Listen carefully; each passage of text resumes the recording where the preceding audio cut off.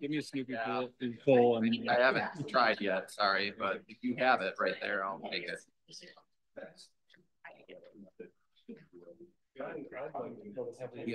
Have we met our?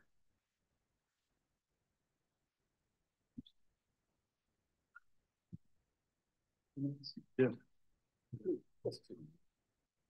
1.5.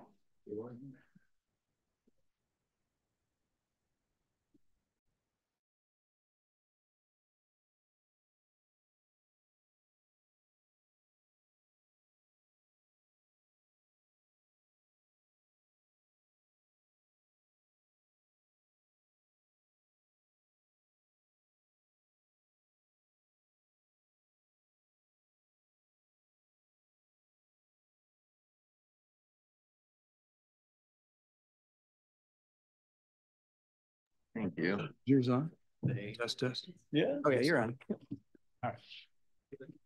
Yeah, I'm kind of an old. Yeah. Pretty funny. Oh, yeah, no, older, not too that far. I like to write notes.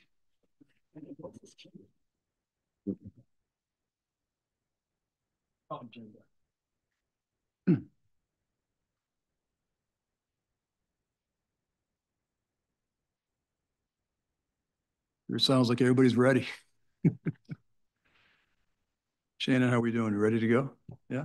All right, let me get 30 seconds so we're square.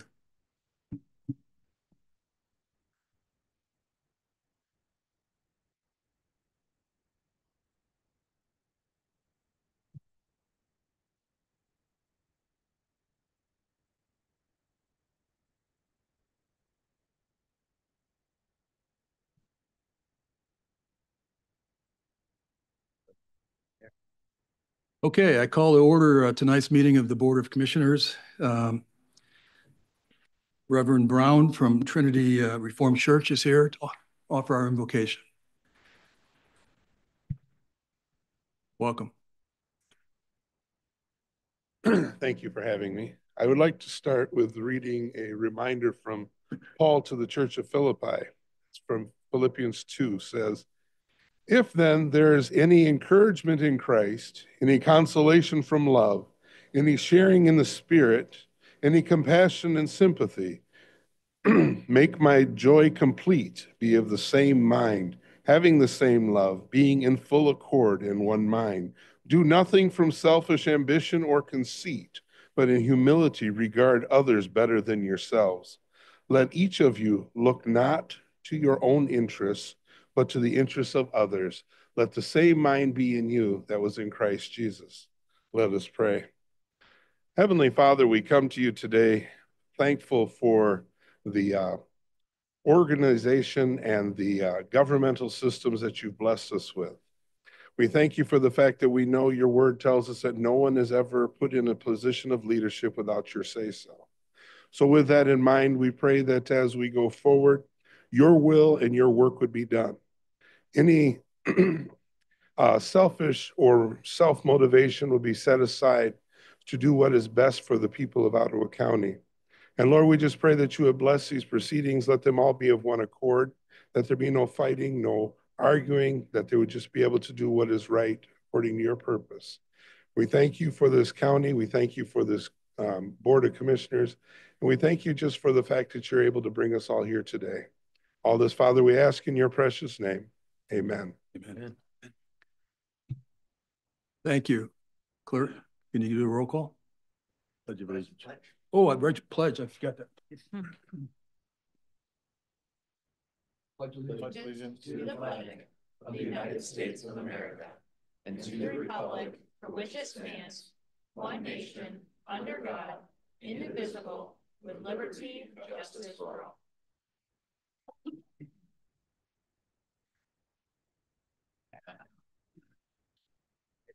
Okay. Yes, sir. Mr. Berry. Here. Mr. Jortsma. Mr. Zylstra. Here. Mr. Bonema. Here. Mr. Moss. Mrs. Wenzel. Here. Mr. Teeples. Here. Mrs. Rohde. Here. Mr. Kyers. Here.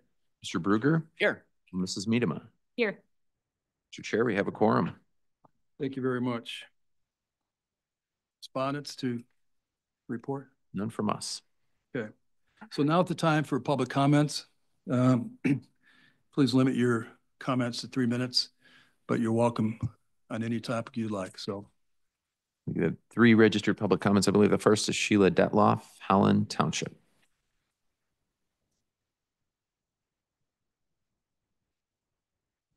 Hello, Sheila Detloff, Holland Township. So when you released the list of appointments to boards and commissions, I breathed a sigh of relief. The 2 I was most worried about were Sylvia Rohde on the Insurance Authority and Kendra Wenzel on CMH. The Insurance Authority, in my opinion, should not include someone who contributed to more than $1 million in settlements and litigation costs to the county. Similarly, Kendra Wenzel, in my opinion, is unqualified to be on the CMH board, demonstrated by her own statements. She accused many of her neighbors of election fraud and accused us of fraud on the recall, both with no evidence. She has demonstrated that she doesn't understand what transgenderism is. She has made other public statements that could negatively affect people. This simply, in my opinion, is not someone who should be serving some of the county's most vulnerable populations. I brought all of that up when she was first appointed, but it fell on deaf ears. So I was happy to see you were replacing her with Jordan Jaritzma, someone who actually does have a skill set that would be useful to the board. But then I watched last Friday's CMH board meeting this morning, and I heard Dr. Brashears make a cryptic comment about a legal opinion about commissioner appointments to CMH, and that sounded like a red flag to me. I wonder if Lene Monera had a hand in that legal opinion. If that's the case, the legal opinion is, I think, about as reliable as a 1986 Yugo. In an email dated November 7th, 2024, Ms. Monera said, quote, Michigan statute is clear that the term of a CMH board member is 3 years without exception. Okay, fine. But then she also says that since Lucy Ebel was appointed in January 2023, her term would have expired in March 2026. She then uses the same logic to determine expiration dates for Sylvia Rohde, Gretchen Cosby, and Kendra Wenzel. There are several problems with this. First is that January 2023 to March 2026 is more than 3 years by my count. Second is that state statute also says CMH terms are to be staggered when they're set up. So you can't just arbitrarily set a new expiration date based on when someone is appointed, as she did. Ms. Monera has demonstrated that she does not understand the statute and therefore should not be trusted to issue or contribute to a legal opinion on it. Perhaps I'm bringing all of this up for no reason, and I really hope that's the case. 7 of you are here specifically because the majority of voters did not want Ottawa Impact's style of governance. What you do today will set a precedent for future years. Please give yourselves and future boards the agency to act in the best interests of the county and according to the will of the voters. Thank you. thank you, Ms. Detloff. Number 2 is Joseph Parnell McCarter, Georgetown Township. Joseph Parnell McCarter, Georgetown Township. I would like to congratulate the board for a successful start to the new term. I applaud the way you have streamlined board meetings, including all members in not only the regular meetings, but also the standing committees. You have fairly allocated board assignments among members, and you have maintained participative comment periods. You have also adopted the common sense commissioners only invocations like most of the township boards do it, and your selection of interim administrator was sound. But I would remind the board again that the clock is ticking on our County Campbell plant that provides reliable electric to 1 million regional residents. The cautious thing to do is quickly pass a resolution calling on Consumers Energy to delay its closure, because once closure and demolition begins in May 2025, everything becomes much more expensive and problematic. All facts point in one direction. The closure should be delayed.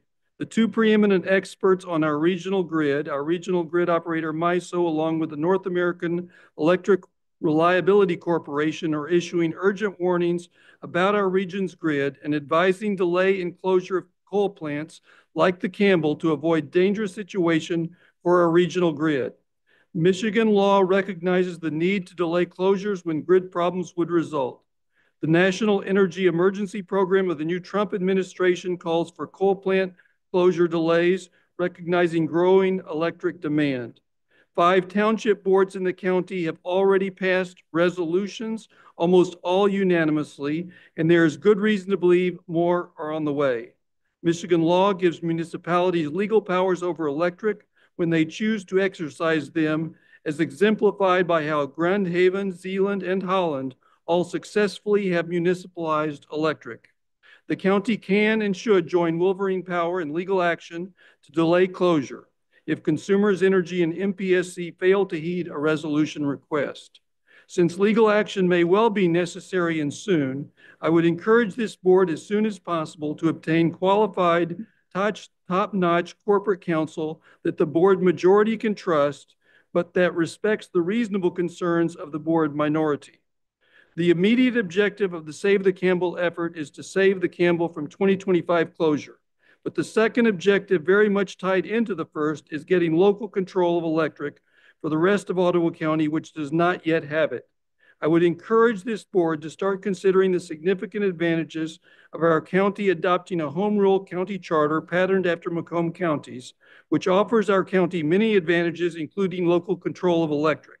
Again, congratulations for a successful start, and thanks for your consideration of these requests. Thank you, Mr. McCarter. Number 3 is Oliver Champagne, Grand Haven. Good evening, Chairman Teeples and Ottawa County Commissioners. My name is Oliver Champagne. I reside in Grand Haven City, represented by Vice Chairperson Josh Berger. I first want to say that I admire how you all were able to actually make steps in collaborating and cooperating together. It's my hope that that form of dialogue and discussion continues. And I also want to recommend and appreciate the people that keep their ears open during these public comments. So thank you. Reason I'm really here is I want to pledge my support behind the Rosie Mountain Project, which incorporates ideas to respect and protect the dunes through county ownership, while allowing greater county opportunity, or while creating opportunity for people to experience those lands, which are beautiful. And I want to applaud the works of the Ottawa County Parks Department for their willingness to engage local residents about the project and actually implementing the concerns within it. Now, with my remaining time, I wanted to talk about 3 words which have come under scrutiny over the past few years and even today as being dangerous, or the threat that it's allowing race to be weaponized against people. I think it should be very clear already, race has been weaponized against people since the beginning of this country, and its impact still rivets throughout our systems today. So concepts such as diversity, equity, or inclusion are quite important to address concerns which are part of our history and linger still with their influence. Now, I think we're confused on what the words mean. So diversity means acknowledging and embracing the differences among people, whether those differences pertain to race, ethnicity, gender, religion, ability, or perspectives. It means fostering an environment where varied experiences and backgrounds enrich our community. Equity goes a step further, ensuring that everyone has fair access to opportunities and resources, recognizing that not everyone starts from the same place or faces the same barriers. Inclusion focuses on creating a sense of belonging for all, ensuring that every individual feels valued and can contribute meaningfully without fear of exclusion or prejudice. None of that should be bad. And these principles are not about division or blame, but about unity and progress. They offer a path toward healing the fractures in our society and building systems which work forever. To dismiss these concepts is to deny the lived experiences of countless individuals and ignore opportunities for growth, understanding, and justice. So I encourage this board to view diversity, equity, and inclusion as not as a threat, but as tools for better governance and stronger communities, especially in a county with high quality standards and which has the ability to encourage upward mobility for anyone. So thank you for your time. I look forward to seeing Ottawa County continue to lead with integrity and focus on community well-being, not division. Thank you.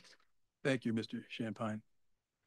Those are all the registered public comments we have, Mr. Chair. You're welcome. Please just state your name and where you live.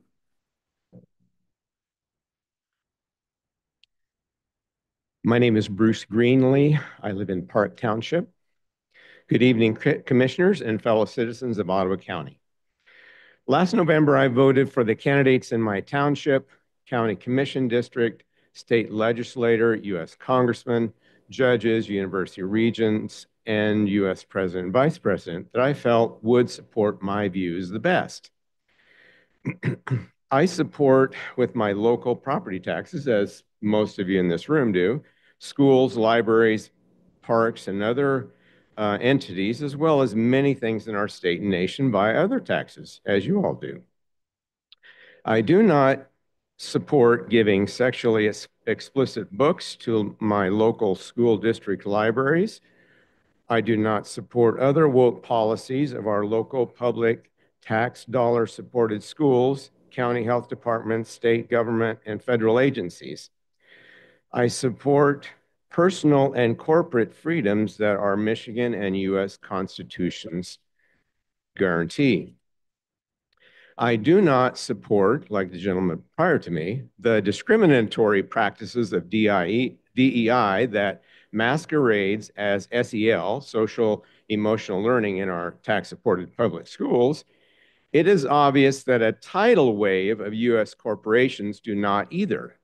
Beginning way before the November 2024 election, many corporations, and hopefully some of you have at least kept up in reading about that, they have bailed on the failed DEI policies of the past several years.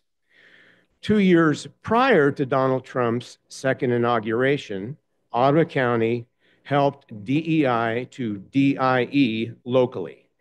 Now Donald Trump has Ottawa impacted the USA by some of his executive orders. I am thankful that the previous 2023-2024 Ottawa County Board of Commissioners had enough grit and determination to do the right things to support families of Ottawa County with constitutionally sound policies. Hopefully this new commission will not be just Republicans in name only, plus one Democrat, but will actually follow the same Michigan and U.S. Constitution and public laws to let freedom continue to ring in Ottawa County. Thank you. Thank you, Mr. Greenlee. Would anyone else like to address the board? Please state your name and where you live, please. Good evening, Barbara Lee Van Horsen, the City of Grand Haven and the Momentum Center. This is the first opportunity I've had since you all took your role to be here at one of the commission meetings. So I want to take the first opportunity to welcome you and to thank you for wanting to serve your community. Second, I want to introduce myself as the director, the experimenter at the Momentum Center, one of the organizations that serves your constituents in this county, some of the most marginalized people with mental illness, addictions, and disabilities. And I wanted to assure people that we are very much open. I've been getting comments and questions about our hours, and so I wanted to clear that up. We are open 5 days a week and some weekends and some evenings, very much serving both Grand Haven and Holland. Many of our members do not drive, so there's not a lot of cars in the parking lot, and maybe that's what's throwing people off. But we have a very robust schedule going on, especially last week when the weather was so horrible. We were very intentionally open throughout that entire period of time because we know how important community is for people who are at risk for isolation. So I just want to offer those assurances. Finally, I want to invite you all to participate in our next town hall, which will take place this Thursday in Grand Haven. The topic is mental health and politics, talking about both the positive and negative effects of politics on our emotional well-being. We have an amazing set of panelists, including Dr. Deidre Johnston from Hope College, Dr. James Dumeroff, a psychiatrist, a number of other professors, and I'm really excited about hearing from them, trying to move away from things like catastrophic thinking and being able to put ourselves in a good emotional place and recognize our value to each other as we all live in the same community. So open invitation. We do ask if you can to register just so we have an idea of how many people to expect and can be prepared. But if you forget, don't make that a barrier to coming and attending. Again, thank you for your service, and I look forward to seeing you over the next few years, because if we all work together, we'll keep gaining momentum. Thank you, Ms. Van Worsum. Anyone else? Okay, let's move on. So the first thing is the approval of the agenda. So I need a motion, please. So moved. Support. Second. Okay. Support. Okay. We have three proposed agenda item changes. Just want to address these and then we'll open it up to others. So at the advice of council, to fix a statutory matter, I need to resign as chairman tonight, and then a resolution will be offered to go into compliance with the statute that says that a commissioner chairman, the statute says serves for 2 years, and we don't want that to be the case. We want 1 year at a time. So we need to fix that. So to fix that, we're told that I need to resign, and then we pass a resolution to make it clear that it's a 1-year assignment, and then the motion would be to re-elect me as chair. So I'd like to add that to the agenda at the very first thing on the agenda under item 6A. John, do you want me to read that out loud and then we can vote on it to add it? Sure. Okay. I'll motion to add new agenda item 6A, resignation of John Teeples as chairperson for 2025. And the motion is to approve the resolution pursuant to MCL 46.3-4 and Board Rule 2.3 that the chairperson shall be elected by the Board of Commissioners annually and to re-elect Teeples for 2025. Support. Vote on it. We need a vote to add it to the agenda. Yep. Okay. You do a roll call vote, is that right? It would be. It would be a voice vote. Voice vote. Typically, we do a roll call vote on amendments to motions. That's historically what we've done. I don't believe it's required. Yeah, let's just do it. Unless we need to, let's just take a voice vote. You want to take each amendment separately? Yeah, we'll do each one of these separately. So all in favor, say aye. Aye. Anybody opposed? Okay, it's going to be added to the agenda at 6A. Okay, the second change is we did update the list of assignments on the county boards, made a couple of tweaks to that.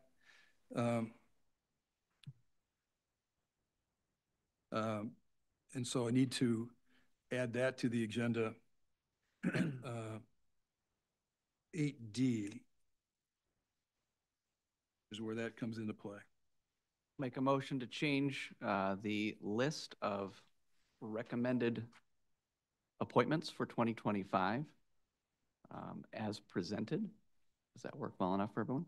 Yeah, yeah. Okay. Support for adding it to the agenda? Will that just take the place of D? Yeah, yes, it'll just be we'll use the new form. Yep. All in favor of adding it to the agenda, say aye. Aye. Anybody opposed? Okay. The third deals with agenda item 8G.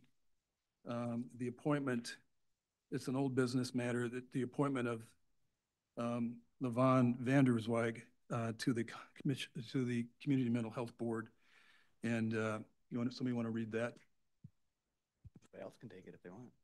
I don't need to hog them. You want to read it? Sure, to approve and appoint Levon Vonnie Vanderswijk to fill the vacancy of seat A, which expires on 3/31/25 on the Community Health Board, and to approve and appoint her to a new term effective 4/1/25 to 3/31/28. Yeah, but I'll second it. okay. So this would go under as a replacement to the language that's in the agenda on 8G. All in favor of adding it to the agenda, say aye. Aye. Anybody opposed? Okay. Those are the changes. And anybody else like to bring something? No? Just take a quick vote on the agenda itself. Yes, motion to approve the agenda as amended. You need a roll call on this one? No? Okay. All in favor, say aye. Aye. Anybody opposed? Okay. All right, so the first thing on the agenda is my resignation. I resign. So, okay. So, all right, so we pass it now to the vice chair. Got a motion?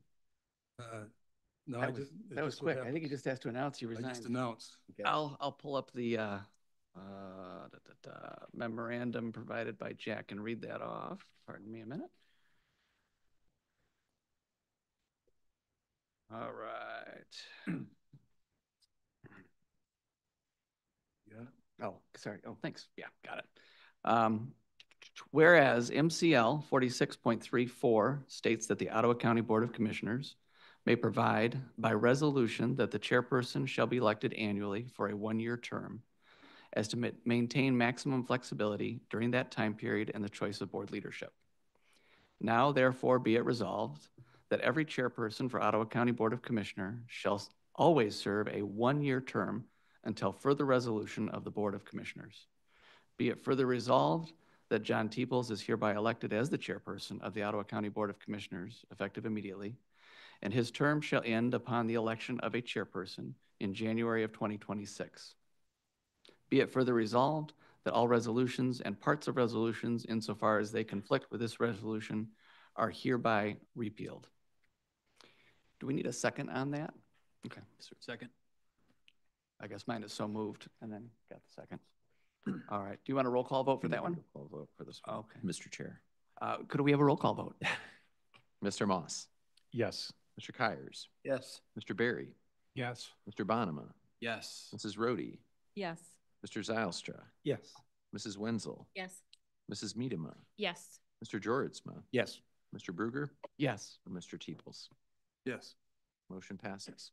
It was fun while it lasted, John. Here, get that back.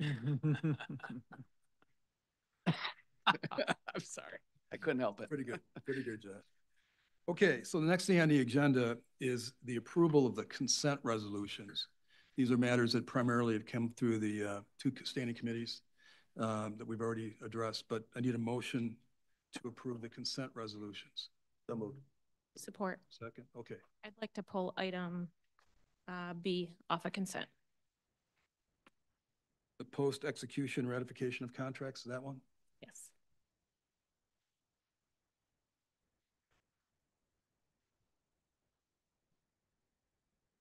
Is that sorry, do we need a motion for that or is that just a removal? You just pull. Just comes off? Okay, all right. Thank you. It would go to the end of your action requests.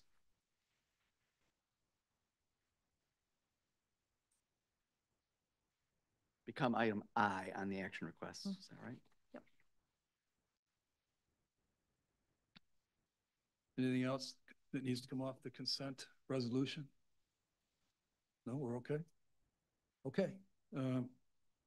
All in favor of approving the consent Do you resolution? need a roll call on this one, Mr. Chair, because that involves financial matters? Yes, it does. Okay. Okay. Mrs. Rohde. Yes. Mr. Bruger. Yes. Mr. Zylstra. Yes. Mr. Bonema. Yes. Mrs. Wenzel. Yes. Mrs. Miedema. Yes. Mr. Moss. Yes. Mr. Jortsma. Yes. Mr. Kyers. Yes. Mr. Berry. Yes. And Mr. Teeples. Yes. Motion passes. Great. Okay. Next action item is 8A. It deals with the Michigan Earned Sick Time Act that just got passed by the Michigan legislature, and it may still be in motion, actually.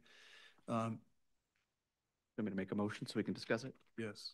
I'll make a motion to approve adding the employee benefit under the Michigan Earned Sick Time Act. Support. Okay. Gary, is there, Mr. Zach was gonna be here to kind of update the board on. Good evening, I'm Zach from HR. So if you are an employee or if you have employees, you're probably well aware of this already. But this is implementation for the Earned Sick Time Act. Last summer, the Michigan Supreme Court found that it was unconstitutional that the legislature could adopt then amend a ballot initiative. They also set the start date of the Earned Sick Time Act for February 21. That's coming up here soon. So what you're approving today are modifications to the unclassified group, the Group T employees, and the non-benefited and seasonal groups to comply with the Earned Sick Time Act. Collective bargaining agreements are intact until their initial expiration, so they are not impacted at this time.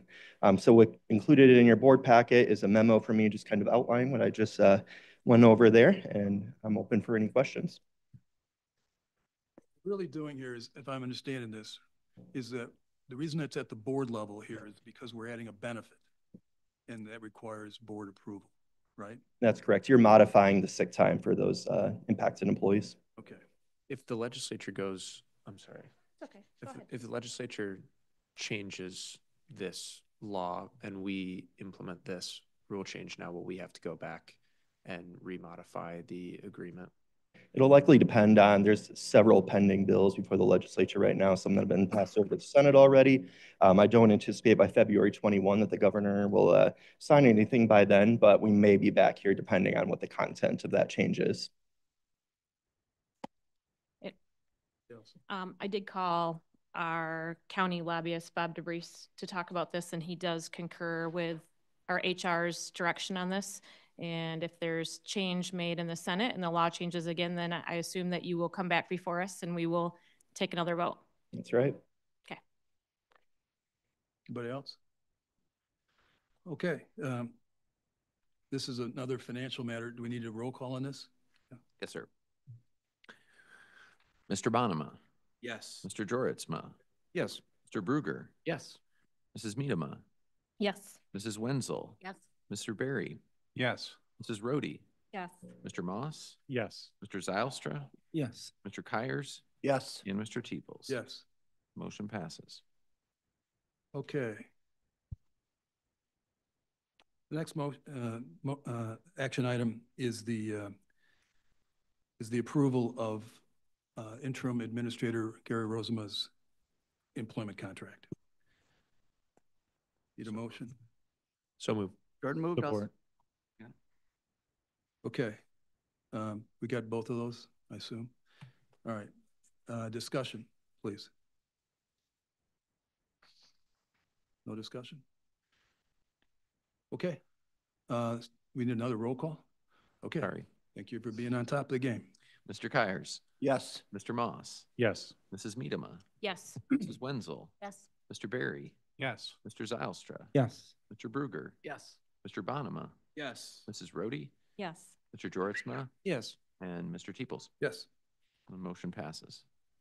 Okay, the next action item is the amendment of our board rule 2.3. Somebody want to read it in? Sure. I seem to be reading tonight. I'll keep going. This is a motion to amend section 2.3 of the Rules of Ottawa County Commissioners to read as follows. For all active commissioner assignments on non-standing board committees, county and community-based commissions, authorities, boards, such as CMH and Parks and Recreation, the chairperson shall make all assignments for seats that are dedicated to the board, subject to the bylaws, ordinances, and state statute, and the approval of the Board of Commissioners by majority vote. Support. Okay. Any discussion? Okay. All in favor, say it. Council?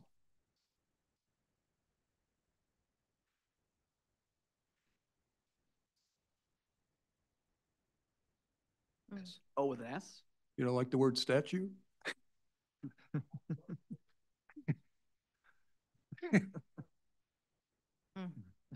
Very good. Thank you. I'll accept the amendment, however, on the motion. Who made the second? Sylvia? To say that I do appreciate us cleaning up some of these things that needed attention. So thank you for doing that. You know, I appreciate that. I think that this is what I'm seeing. It's so great. You know, we're trying to get these agendas out earlier so we can communicate, and we are. And this is one of those examples that we stay on top of it. We can avoid issues, and I appreciate that. Everybody's, and we'll see that here in a minute too. So it's really great. All right, all in favor of amending 2.3 as presented, say aye. Aye. Okay, good deal. All right, now this 8D is a change. We've got a new committee, updated committee assignment sheet. And what we're doing here is we're Want me to do a motion for you first? Yeah, go ahead. Motion to approve the chairman's revised 2025 recommendation, well, I shouldn't say revised at this point. Sorry, motion to approve the chairman's 2025 recommended appointments of commissioners to the county boards, commissions, authorities, and councils per section 2.3 of the rules of Ottawa County Board of Commissioners. So what we're Support. doing, oh, You're ready to go, aren't you? okay. So we got support, now we can discuss it, right? All right, so what we're doing here is, in many ways, we're fixing old historical problems that have not been addressed by prior boards historically. This begins that process because there are certain seats that are statutorily set. So including community mental health, which does require this board to set 3-year staggered terms, and it's not been done. So this begins that process, and it's going to take us some time to get this done, but we have a plan and process to get it done. And so this includes this recognizes those statutory seats, and it sets us on a path to fix the mistakes that had not been taken care of in the last 10 or even more years in the county, statutorily required. So I'm pretty happy about that. I just wanted to again thank Josh for leading this, and Allison and Sylvia and Jordan for the amount of work that went into this. This is tedious work, and it's been going on for quite a long time. I just think it shows another example of what we can do together, and I just think it's great. So anyway, that's my thought on it, that we pass, and the goal was also, besides honoring the statutory obligations, but also to try to bring a balance throughout all commissioners on seats throughout the county and boards and other things like that. So, and I think this does that, I hope. So anybody else have any comments on want to express? There might be just a couple of things that we might need to discuss yet. I think I was still having emails with John and Josh today, and just before we would take a vote on it, just wanted to go through a couple of them. One of them was materials management. Jacob had gone through the talent and recruitment process last year. When it changed from solid waste to materials management, I was told at that time by legal that his position needed to go through the talent recruitment process, much like anybody else's, because it wasn't designated just a county commissioner spot. It was an official in Ottawa County. So it could have been other people besides a county commissioner. And so Jacob went through the interview process. He was the only one that applied at that time, and we appointed you to it. One of the thoughts I had was potentially that if Jacob doesn't want to continue serving on there, which is fine because it looks like you have some great other opportunities, that he could resign. I do wonder if that one perhaps should be posted and allow for others to have the opportunity to apply for it and go through a typical talent recruitment process for that. What other one do you have? Anything else? I do. Yep. The only other one I had currently was groundwater, and I think there was some differences of thought on how we are interpreting the bylaws currently. And so currently we had Roger Belknap on there and Sylvia Rohde. And so I just needed to know, from my perspective, they needed to resign so that you could appoint 2 new commissioners. But I think Josh maybe had a different analysis on that. So that'd be the only other one that I would like to have a conversation as a board to see before we take a final vote. So those are my 2. Well, so that we can do a discussion on them, should we make a motion to amend them in some fashion and vote it up or down, or you just want to discuss it? Let's just discuss it, okay, so we understand the issue. Well, I would note that as far as groundwater goes, I'm happy resigning from that if you guys would like someone else on it. So if we need to do that, to clean that up technically, that's no problem. I can do that. Thank you. The other one on groundwater is, and I put together a memo, if you will, to go with this. I like memos. Allison and I discussed it, and what happened is I observed that currently there are, well, aside from your resignation, which just happened, I'll pass these down, 17 members on the groundwater board. And the groundwater boards, need some more? I'll just pass these down. I'll save one. I'll read them out loud. With Sylvia's resignation, there are currently 16, so I've got to revise that. But membership on the groundwater board, it states, and you guys have got this on the third page in, the groundwater board shall total no more than 17 members, including 2 members from the Ottawa County Board of Commissioners. Maybe, can you share that? You have more? Oh, I might have passed them the wrong way. Oh, one more. Okay, that passed you guys too many? Oh, Jack's got it. No, making sure, whatever. Making sure it does. Jack, I printed an extra copy for you. Should be 12 there. So yeah, membership on the groundwater board. Groundwater board shall total no more than 17 members, including 2 members from the Ottawa County Board of Commissioners. Right now, there are 16 members on that board, and none of which are commissioners. And in order for us to abide by the bylaws, we have to appoint, my interpretation is we have to appoint 2 more commissioners in order to satisfy that. But once we appoint 2 commissioners, we now have 18 members, which contradicts what the bylaws say. And I have a different interpretation of that because of the comma used. In the bylaws, the groundwater board shall total no more than 17 members, comma, including 2 members. So from my analysis on it, it was you may have up to 17 members and you may have up to 2 members from the Board of Commissioners. And I guess perhaps this would be have a set of legal eyes on it to determine, just to make sure we're doing the right thing. And I guess if the intent from the groundwater board is to have 2 commissioners, that is an additional thing that hopefully we can clear up this year to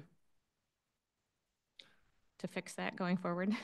And yeah, you got it, Allison. And then just for the rest of the memo there, for anybody's edification there, I included 3 additional boards that we have where it explains it in such a way that, well, I think makes my opinion right.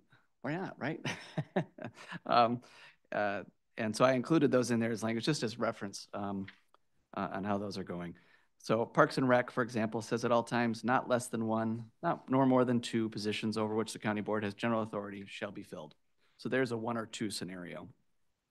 The board of directors for Land Bank, the board of directors of Ottawa County Land Bank shall consist of 9 members, including the following: a member of the county board of commissioners. So you've got shall and including, which to me mirrors the groundwater language of shall and including.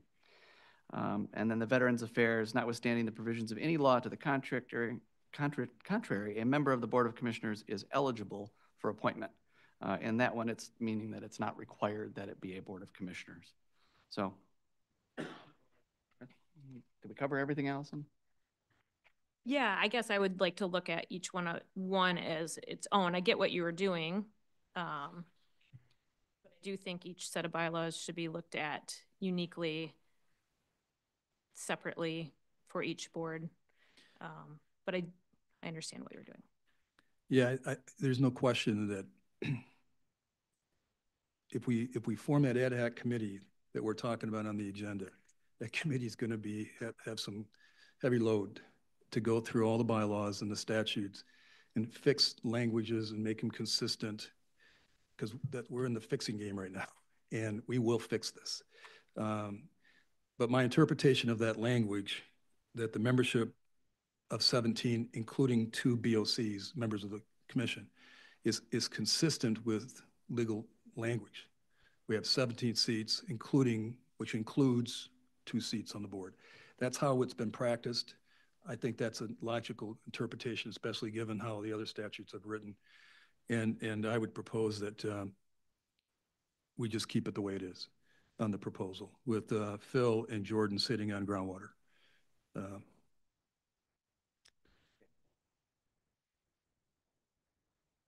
a microphone?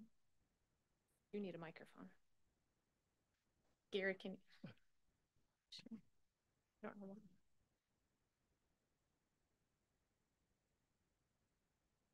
They took my mic. Had a brief opportunity yesterday to kind of look at the groundwater board. I did not look at the statute, didn't have an opportunity to do that. And just based on construction itself, there's two ways of looking at it, and I think those have been brought up today. I always think that when you have commas, you are saying that this is not essential. It could be extracted and left out. That's one way of looking at it. And I don't know what the statute itself says. And I think that would bear some light and bring some light onto the subject. So, however you proceed, if you want to vote and put two commissioners on this committee, that's fine. And if we find out differently, then we can amend how we proceed. Sounds reasonable. Does that sound like a logical plan? Yeah. Joe?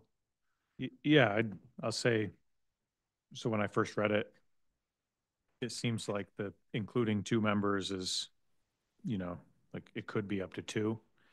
The other language is definitely more specific and more helpful.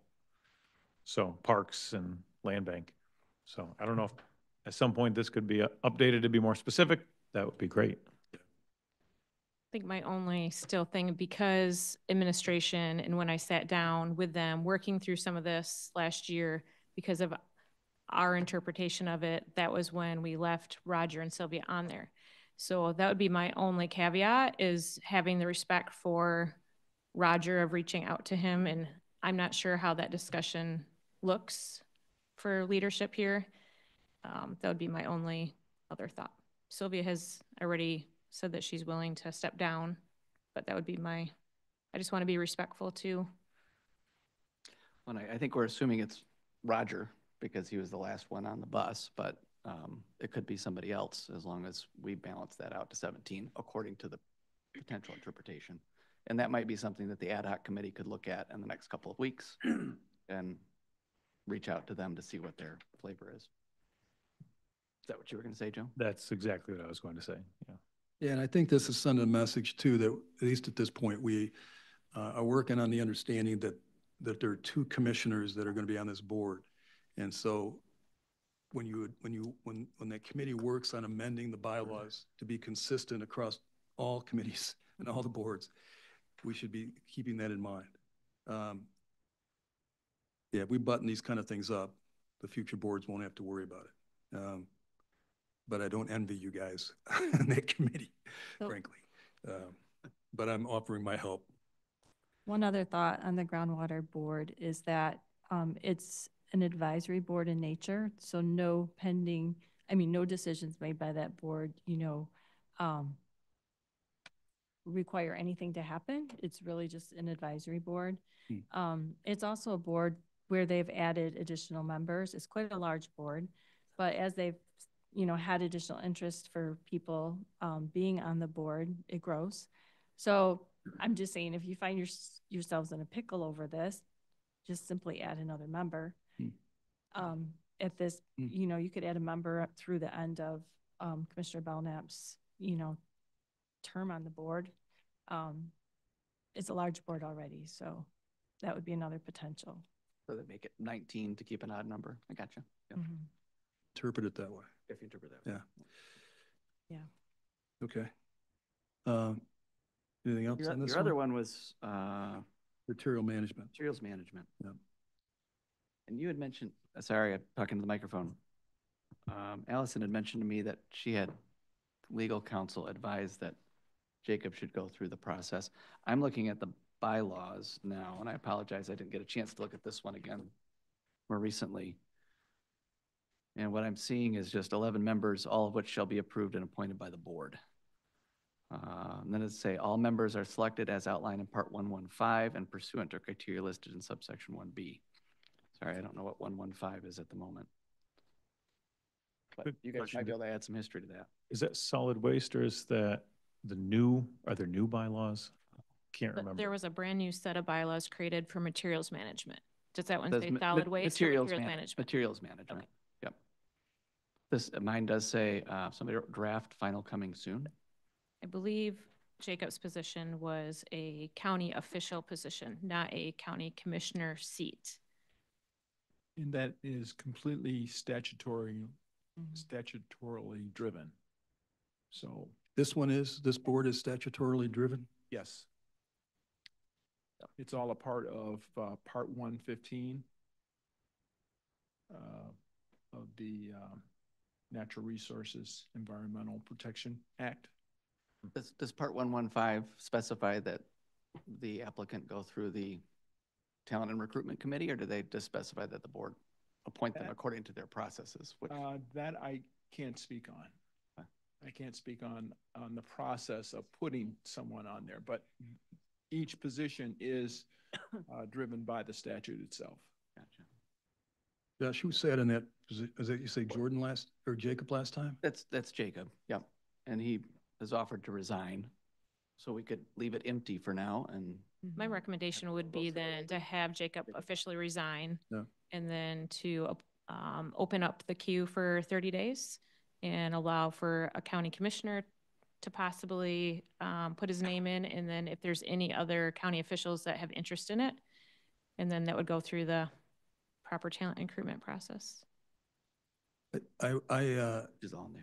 I agree that Jacob should consider resigning. I'm assuming that's okay with you. Perfectly You got fine, enough yeah. you got enough to do. The desire was to provide balance as far as committee assignments to everybody. And so because of my statutory obligation to some other committees, I was over the number. And so giving up this one, which was the only board that I served on before, it was the only option to resign from in order to keep my commitments elsewhere. So it wasn't anything other than that. So what I would suggest is that we keep it open. We spend the next 30 days and look at the statute to see if we have to go through a posting of this. And if we do, we do, just like any other posting we do. And if we don't, we don't. And we bring it back. This particular one, bring back at our next meeting accordingly. But let's just, Joe, we're going to take you off the list. That's what I'm proposing. I'll make the motion. Okay. It'll be nice and clean. So we tentatively agreed we'll take. Do we need to vote on the Yeah, removal so of somebody from John's list, or can he? Currently, there's a motion on the floor for this recommendation, which I actually don't have a copy of, so I think the clerk may need a copy of the new updated list, but thank you. And then Commissioner Rhodey, your resignation wouldn't affect this list, correct? No. And so I think it would just be an amendment then to remove Commissioner Moss. Correct. From this updated list. Yeah. I'll second Joe's motion. Perfect. You want us to vote on that, John? Yeah, let's do it. What the heck? We would vote on the amendment and then vote on the final list. So do I have a second on the motion to withdraw, remove? You got a comment? I made the motion and I think Josh. You got it. Okay, so let's all vote. All in favor of removing Joe from that Materials Management Planning Committee, say aye. Aye. Anybody opposed? Okay. All right. So did we come to a resolution then on what we need to do with the groundwater board? Do we need to make any changes before we vote on this overall? I don't think we need to make any changes on that. No? Okay. I think we voted to go forward, and then when we come up with the ad hoc committee, that's going to be one of their tasks to address that, which we're not to yet, but. Okay, any other comments on the? Well, I guess Or maybe not. I guess one other thing though is that though currently then it does put that board over if we think that Roger Belknap might still technically be on it. So we could make our motion with like separating that board out from the rest and say these appointments pending resolution of the current composition of the groundwater board. That would just simply make sure that, you know, we're not overdoing anything. But once that's resolved, then. Hold your thought a minute. Let me ask counsel. Jack, is the groundwater board subject to a statute, or is that a council, is that a committee formed and controlled by this board? Because my understanding was it wasn't subject to a statute. There is a statute. It is, as Commissioner Rhodey has outlined, it is advisory in nature. But it's clear that you can have only up to 17 members. I think what has been proposed is a pretty good way of resolving the problem. It kind of kicks the can down the road just a bit, but we can then find out exactly what Roger Belknap wants to do. If he wants to resign, then you're in good shape in terms of putting 2 members of Board of Commissioners on that board.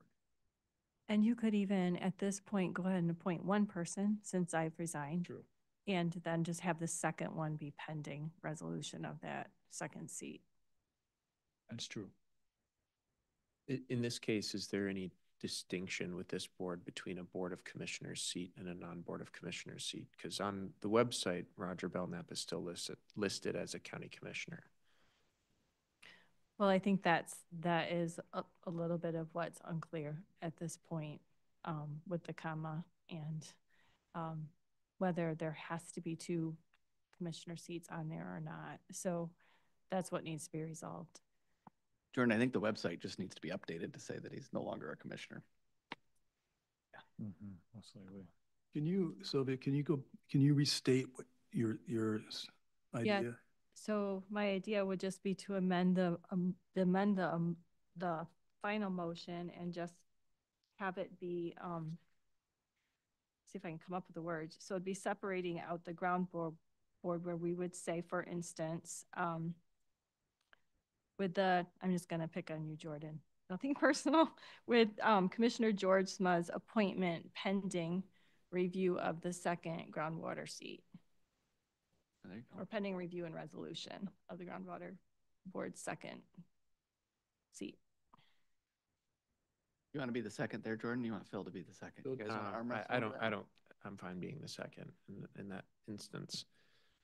I think I would say the way I interpret at least the website, which probably does need to be updated, every member of that board has listed, for instance, the K-12 education, local business, agriculture. And so they're all classified under a specific industry or sector representation that's laid out in the bylaws. And so I would argue that Roger Belknap is filling a commissioner seat, and I would think we would just replace that right now. And I would also say that I think that it could probably be resolved within a week. You know, I don't think we're looking at this, making sure that we know exactly what's happening there is going to take very long. I was going to say, I tend to agree with your interpretation as well, Jordan, and that's what Alice and I were talking about, but I don't see the harm in waiting a week or 2. Nor do I. I'm not chomping at the bit. Yeah, I've always looked at this, and that's why we suggested that you and Phil be in that, is that it's a committee, it's the board's appointment. And he was taking a commissioner's seat. So we can change that like we do annually on other non-statutory type boards. So, but I don't have any problem waiting either. I really don't. So motion to, and you don't mind being second? I don't mind. Okay. Good either way, Jordan. All right. So I heard a lean this way. So, okay. So amend this assignment list to state that Jordan Georgsma's appointment is pending a resolution of what? Of the second groundwater board seat. Commissioner seat. Yeah, commissioner seat. I'll second the amendment. Rachel, did you get those? You did? You want to read it back to us? I have I'm gonna check the amending tape. the You groundwater got it? board appointment with the appointment of Commissioner Georgezma pending review and resolution of the second county commissioner seat on the groundwater board. Okay, so Phil will stay on the list, but Jordan's will be subject to this review. Right? That's the log, that's the thinking, that's the intent. Okay. All right, very good. We'll take a vote on it. All in favor, say aye. Aye. Anybody opposed? Okay, let's do it. Anything else to talk about on this list? Allison? So I'm all set on the committees and boards. Oh, good. I wanted, does anyone else have anything before I wanted to say something else about the graphs a little bit? Like, I've really appreciated the dialogue here, but I do think it's important to use my voice to speak up about that a little bit, that were put in the packet today underneath this section. So I guess in our past rough draft of board rules on January 7 that were brought to the board from our chair, one of the items John brought forward to us from his perspective was we must be open and receptive to changing preconceived opinions based on what we hear, observe, and learn. Additionally, he stated that preset voting blocks are a breach of our fiduciary duties to listen, learn, and independently assess. And a third point he made was ostracizing particular members is an affront to the portion of the county that has elected them and will not be tolerated. So in front of us today in our packet, we now have graphs that label us into groups of a majority and a minority. It doesn't take long to analyze who the four are in the minority. It's Commissioners Joe Moss, Sylvia Rohde, Kendra Wenzel, and myself. The four courageous conservative parents that ran for office. We abolished DEI, and we stopped the woke agenda that was being promoted here in the county government. It's very interesting that this graph doesn't fall along party lines, which would be the exact opposite way that government and politics have been designed. Our elected positions are partisan ones. Each one of us ran with either an R for Republican behind our names or a D for a Democrat behind our names. We have a very big problem in our county and our state for fair elections due to an open primary. Many people are simply living their lives, caring for their kids, going to work, and do not realize that when we run for office, there's no litmus test that you need to prove that you're a Republican or a Democrat. You simply gather a certain number of signatures or you pay $100 to have your name on the ballot, and that's it. The people deserve to better understand who they're voting for so they can know if their values and their thoughts about local government align with someone running for elected office. I am transparent about who I am, and is a large reason why I personally signed the contract with Ottawa. It's my promise to the people and what I will stand for as a Republican, and also be willing to stand in the gap against. And can be found on Ottawa Impact's website, and I've given it to a couple of you here. In some ways, while I was disappointed due to what I saw as hypocrisy, I was also thankful to see this graph. This graph sends a transparent visual to our community about what is happening here locally. Much like Trump, lawfare, lies, and distorted facts from the media working in tandem with certain elected officials were waged against the true conservative Republican majority from 2022 through December 2024. There may be a few of you on this board and many in the community that recognize what is happening. I invite further conversations with you. Take the time to test the assumptions you've made about some of us. Test your questions about what you thought you knew from others who had your ear or were watching the news. Dare to be curious. I'm honored to be considered a minority on this current board and an America First Trump majority Republican, which I believe is consistent with the values of the people here in our county. So I appreciate the work that has gone into these boards, but I did feel like I needed to say something about the extra graphs that were included.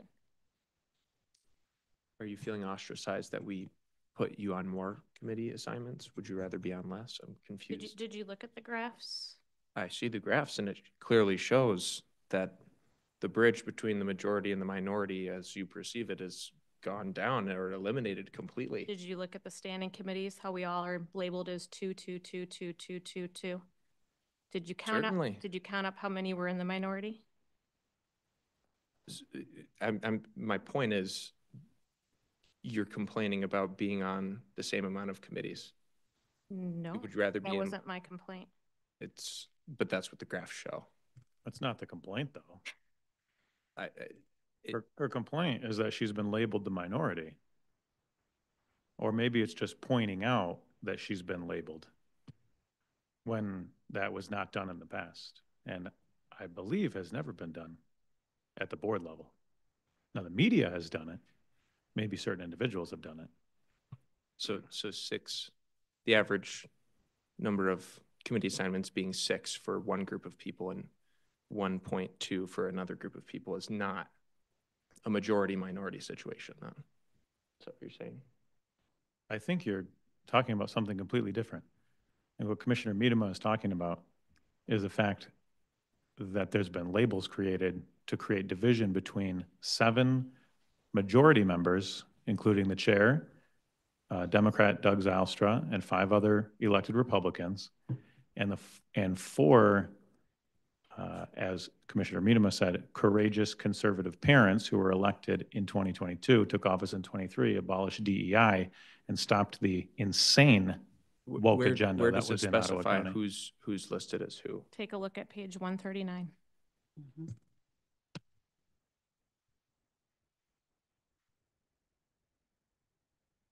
Again, Look at your bar graph.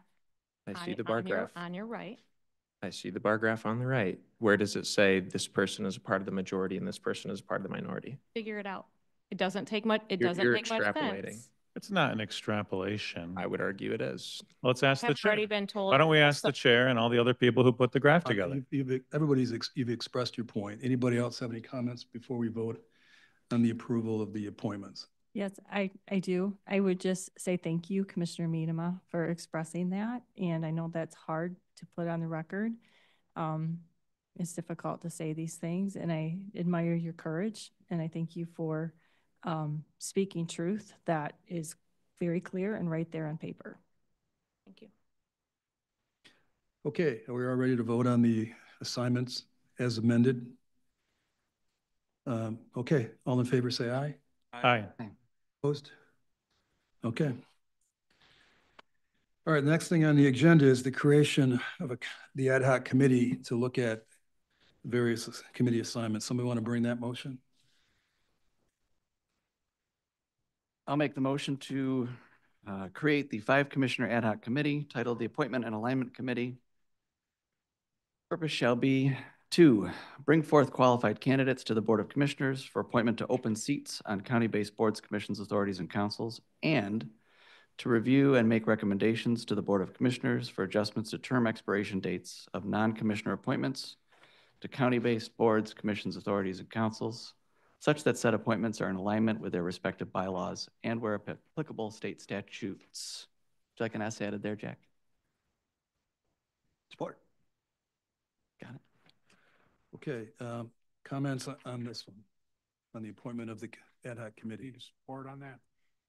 Jack, do you need an S? Commissioner Kyers, I believe, supported it. But I thought there was support here. Yeah, I supported Justin. Yeah. I'm sorry. Next time I'll say support Commissioner Kyers. Okay. You're good. I got it. Joe. I just, So, oh, sorry, I just have a question. So just for clarification, are we going to be continuing as a county the process of, open and transparent posting of these positions? What's the plan there? so first of all, I would propose that Josh be the chairman of this committee. So Josh, you want to address? Sure. Because I think my interpretation of the current law on Open Meeting Act is that this ad hoc committee would be open to the public. Mm-hmm. So that's as a standard going forward. So why don't you address how this was going to? Yeah, absolutely. The idea was brought up by Allison and a number of others that with the elimination of the Talent and Recruitment Committee, there may be a gap in our process. And so the intent with this was to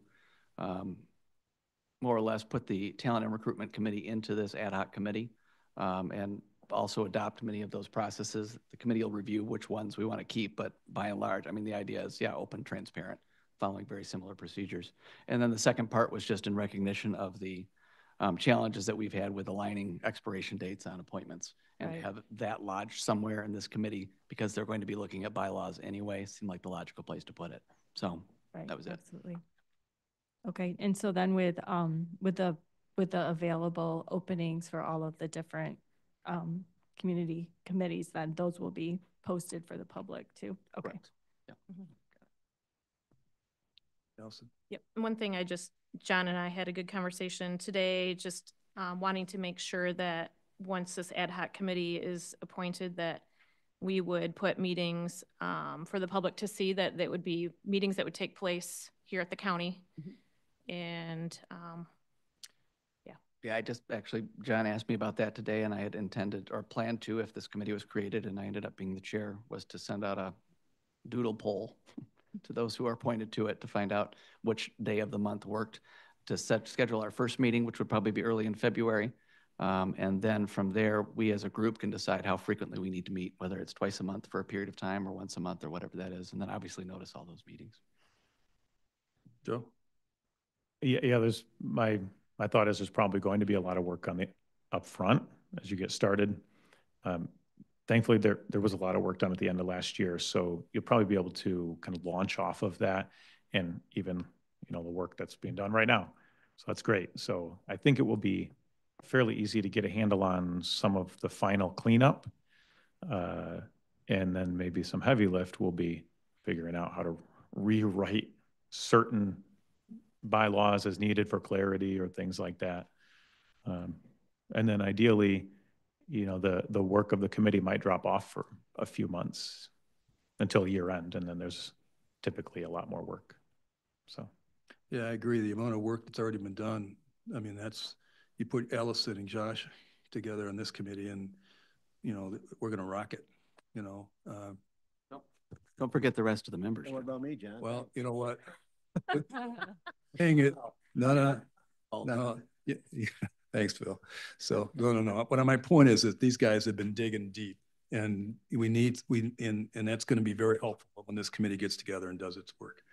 So. Yeah, I think part of the impetus was this is what I've created over the last week of all the different bylaws. And I know Allison has a similar folder, and to bring 5 of us together to go through all this, yeah, be much better. Yeah, and so I was actually just going to request that you create that. So I'm glad you're on your way. There you go. Because I feel like, that we need to have something that we as a board can access to look at. We need to have one common place where this information is kept and is available, because this scattering of looking here and looking at statute and, it needs to be centralized. So if you guys could compile that, that would be great. Okay, any ready to vote on this issue? The appointment of the 5-commissioner ad hoc committee. Okay, all in favor, say aye. Aye. Okay, motion carried. All right, the next is the actual appointment of the committee members. Josh, Phil, Doug, Allison, and Jordan. Can I have a motion? So moved. Anybody have any comments? Okay, all in favor, say aye. Aye. Anybody opposed? Got it. Okay. The last agenda, the last action item before closed session. Doug, you want to repeat it? Sure. Oh, 7B. Wait a minute. You're correct. Doug we have first, one more. we have one more after this. Okay. Yeah. Just maybe a quick question. Do you want to do contracts before the closed session, or do you want to come back and do the contracts after the closed session? It was labeled as I. I can read the motion for G, but. Oh, you're right. What you're saying. You're right. So this is so to move from the consent agenda, item 7B, I noted it would be under I. Yeah, I don't have a problem. I just thought maybe it'd be cleaner just to finish up. Yes. Outstanding. We go to 7B first. Yeah. Yeah, I agree. I understand. All right, let's do that instead before we go into Doug's motion. Let's go back to Allison's request that we remove 7B, the post-execution ratification of contracts. Action, I'll move to consider the items out of order Okay. and just handle okay, I. Support. okay, good deal. Anybody disagree with that? All right, let's do it. All right. Allison, you want to tee this one up for us? Yep. We'll just real quickly vote on that. Yeah, we need to vote on. Favor of readjusting the agenda to move from item 7B from I up to The new G, I see. the new G, right? Aye. Aye. Aye. Okay. Allison. Just wanted to have a conversation as a board about 2518 that came from Public Health for Spoke for 45,000. This was an item that we've had a lot of discussion over the last couple of years, and I think that we need to have a conversation about it today. I don't know if you guys are already there where I got to pull it up yet. If you find it, will you tell me what page you're on? Yeah, that would be great.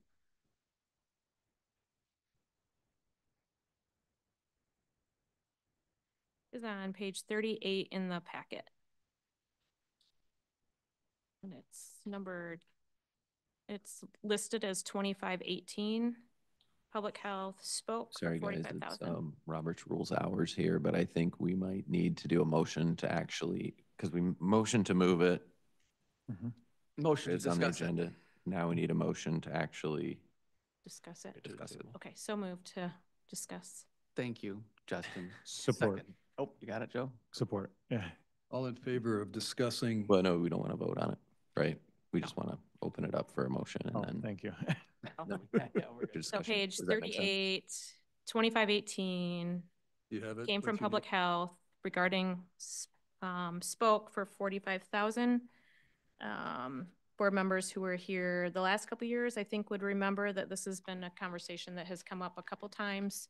In the past, Spoke used to come and present to the Health and Human Services on a monthly basis prior to 2023. And then they came for one meeting in 2023, and then they stopped coming. If you go and do a Google search for Spoke, there's no website any longer that is devoted to Spoke. I believe it has now listed as Lakeshore nonprofit, if that's correct. Alliance, yep. Or Lakeshore Nonprofit Alliance. And so I believe maybe Spoke possibly became part of the Lakeshore Nonprofit Alliance. Some of my concerns are. Commissioner, yeah. Could I just request that maybe just get a general overview of Spoke first before we dive into it? Is that okay? What do they do? I guess I'll defer to Chair Teebles.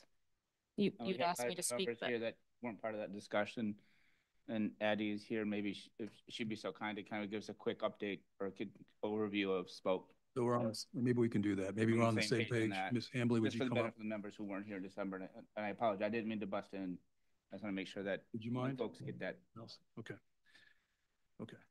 Good evening. I don't know that I've ever said good evening when I've been here. You're gonna have to speak right up into there. Okay. So for Spoke, some of the history, as the summary says, it's a cross-sector collaboration organization. It's between governments, nonprofits, and faith-based organizations to respond to human service needs, tackle challenges in health and human service sector. They help coordinate and identify and address gaps and prevent duplication services. Some of the history. This organization was originally created as the Health and Human Services Coordinating Council by a board resolution on September 26, 1995. It was updated through a board resolution on November 22nd, 2005. The resolution by the board was to combine cooperative efforts with private sector agencies to meet the social service needs of children and their families. It's to assure the efficient operations of those entities and the delivery of services to the public, specifically including programs to address the children and their families. Of note, this is at one time, each organization in Ottawa County or each of the departments that participated paid their own fee for this work. It was consolidated in 2005 in that 2005 resolution. So the payment comes through the Department of Public Health, but full membership for Ottawa County includes at one point DHS, because that used to be an Ottawa County department, community mental health, public health, the prosecutor's office, the 20th Judicial Circuit Court Family Division, Juvenile Services, CAA, Sheriff, and Emergency Management. Ottawa County Department of Public Health is acting as the fiduciary for all of those agencies to pay SPOKE, which is now SPOKE. No, it's no longer the Health and Human Services Coordinating Council, to do the work and assist with coordination of all these agencies. I believe they also work with strategic impact, specifically for housing. To address what was just stated, SPOKE was a separate 501c3. They have 2.5 employees. It was merged with LNA for administrative and overhead cost savings, so they only have one 501c3 number. To give some examples, they assist, like I said, with housing assessment, with strategic impact, with emergency management. They serve on the emergency management LEPC and also help organize any resources. If there's flooding, the cold, they will organize with multiple agencies for warming centers, working with faith-based agencies in the community, as well as nonprofits, and then working with Lou's office to get that word out. For example, I can give you for the latest example, at the last meeting, Cornwall Health is there as well. And they had talked about they're starting a new veterans mental health initiative. And so I was able to connect them with Jason and working on actually having Jason and his department attend as well, since there are many resources and programs and agencies there that his veterans department would benefit from. But able to connect those services so that he can work with Cornwall Health as they're developing that initiative. So that is a little bit of history and how long the county has been involved. And while we are the payer of this county invoice, it's not an OCDPH, Ottawa County Public Health, only membership and participation. So I don't know, it helps. Is the, sorry, thank you. Yeah. So just, and I, following along on the website as you're talking, so I'm trying to multitask. Is it now Lakeshore Nonprofit Alliance? Because they combined into one 501c3. So as this is presented, we actually should be not addressing this to SPOKE, but to the LNA? That contract went through their board, and SPOKE is an acceptable name for their contracting agency. I just wanted to make sure if we're writing a check, it doesn't go to C3. It's they're sandwiched under. Okay, got it. It's assumed name. Want to make sure we're writing a check to an organization that no longer can cash said check if we agree to write said check. Thank you. Anybody else have any comments about it? Okay, so let's vote. I think we're going back to Commissioner Minema. I would just say that typically any controversial contracts are supposed to come to the board for a vote. And this, I believe it'd be appropriate to maybe take a deeper look at this one. I would be more comfortable pulling this particular item off the ratification process and having it presented, that we have a little bit more time to have some materials sent to us about more of the work that's actually happening. I think that's been a concern in our community about this particular item, about, I understand that some of the work was, that Addie just came up and talked about it a little bit, but I would like to see it come to us a little bit more, having a little bit more time to look at it. If you look at Lakeshore Nonprofit itself, I definitely have some concerns with it aligning with values here in our county. I have a specific comment just on the contract. So I had requested just to look at it since there were there were questions in the past. The contract itself is essentially like 10 bullet points. So I think it's very similar to what we've seen in the past, albeit maybe a little different than past contracts for vaccine equity councils or whatever else there might have been. So it's very general and kind of vague. So it might be good. I could read it for you if you'd like. Or Yeah, the contract, yeah. contract is 1, 2, 3, 4. The scope 5, of 6. The scope 7, of the contract. 7 pages of pretty dense language. Well, it's standard language, yeah. I'm talking about the scope of the contract exhibit. If you're talking about, yeah, I mean, you're talking about this, right? Yes. I mean, that's just an overview. You're talking about the contract itself. It's a pretty detailed contract. I did not see very much detail unless you're talking about force majeure and anticipatory breach and other terms I like mean, that. the contract is a lengthy contract. It's not 10 bullet points, so. Right, yeah. So the scope in the contract, there's a lot of standard language for the first 6 pages and then the last I'm page. just making sure that we're on the same page. We are, I believe, yes, yeah. Do you guys does somebody want to make a motion to remove that from this so that we can vote on removing it? Yeah, I would make a motion to remove just this one item. Support. Support. All right, let's take a motion to remove this item 7, former 7B, now G, from the agenda. Just the scope item, or spoke item. Just that spoke item. Yeah. Excuse me, just the spoke item off the ratification of contracts. So, well, it is it's 2518, right? That's the number?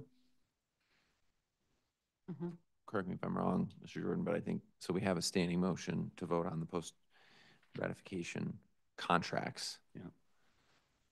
So this is the amendment. To remove We're that item. discussing. So if we vote on the amendment, I would assume that would end discussion on the item. It's just a motion to remove, to basically amend the main motion. So asking, so then we'd go back to discussion on the main motion. Yeah. It's only, the motion is to remove 2518 from the ratification of contracts, but otherwise, that's all that motion is. Okay, so once that item is removed, then you're going to go back Correct. to the main motion to Correct. discuss the item that you removed. Well, to discuss the rest of the ratifications. Yeah, the rest of the ratifications. I have a question on it. Is there a timeliness? Make sure we get the record correct. Basically, by voting right now on this amendment, the spoke payment and contract will be removed from the agenda today. If it's passed. If it's passed. Okay. The motion and second, so you can ask questions, Jim. Jim? Mr. Chairman, my question is, if this is removed from the contract or from the list of things we're going to approve, and the intent is to do a deeper dive in it, when would this contract be able to be looked at again? And do we know if there's any timely considerations with this contract being approved tonight? I would say there likely always is. They operate on the same fiscal year as we do. We tried to get this contract sooner. We can't start moving with the contract until our budget's approved, so like starting October 1st, so that we have the money in there. And we started negotiating the new contract. I can say that the contract, as shown with the exhibits, was provided to Administrator Wetmore for commentary. The only feedback we got was to add quarterly reports to the board from Spoke and no other questions or requests for more information. I would also like to point out that Tracy Bolo, the director of Spoke, was here in front of the commissioners that were previously on the board in August and provided a pretty lengthy overview of their services. So I'm sure she's happy to do that again for the new commissioners, but I'm not sure what additional information she can provide to those commissioners that were here and on that board in August. Ultimately, I'm not sure that there's anything that can be provided that they would support this work. And so I don't know if delaying it would change anything. I would also say that that one-page scope of work is no less detailed than the previous two contracts approved by the board in December for Crockery Lake or Right to Life Michigan. So again, I'm not sure that there's additional information that I can provide or presentation that could be considered that would change any minds. So I don't know if it's worth wasting everybody's time. Joe? Yeah, so one thing I heard was that, we couldn't start the work or the contract unless this is approved. When this came up in August of 2024, it came up because they had already performed the work for, I believe, approximately 8 months without a contract. The contract was then brought late and assumed that it would be passed. So I would disagree with our health officer that the work can't continue or can't be done because they have directly shown us, last year that they would just keep doing the work no matter what. So I'm not worried about that very much. I'm happy to provide a timeline of the contract work. Previously, the board resolution that was in place was what drove that work and what that payment and invoice was based on.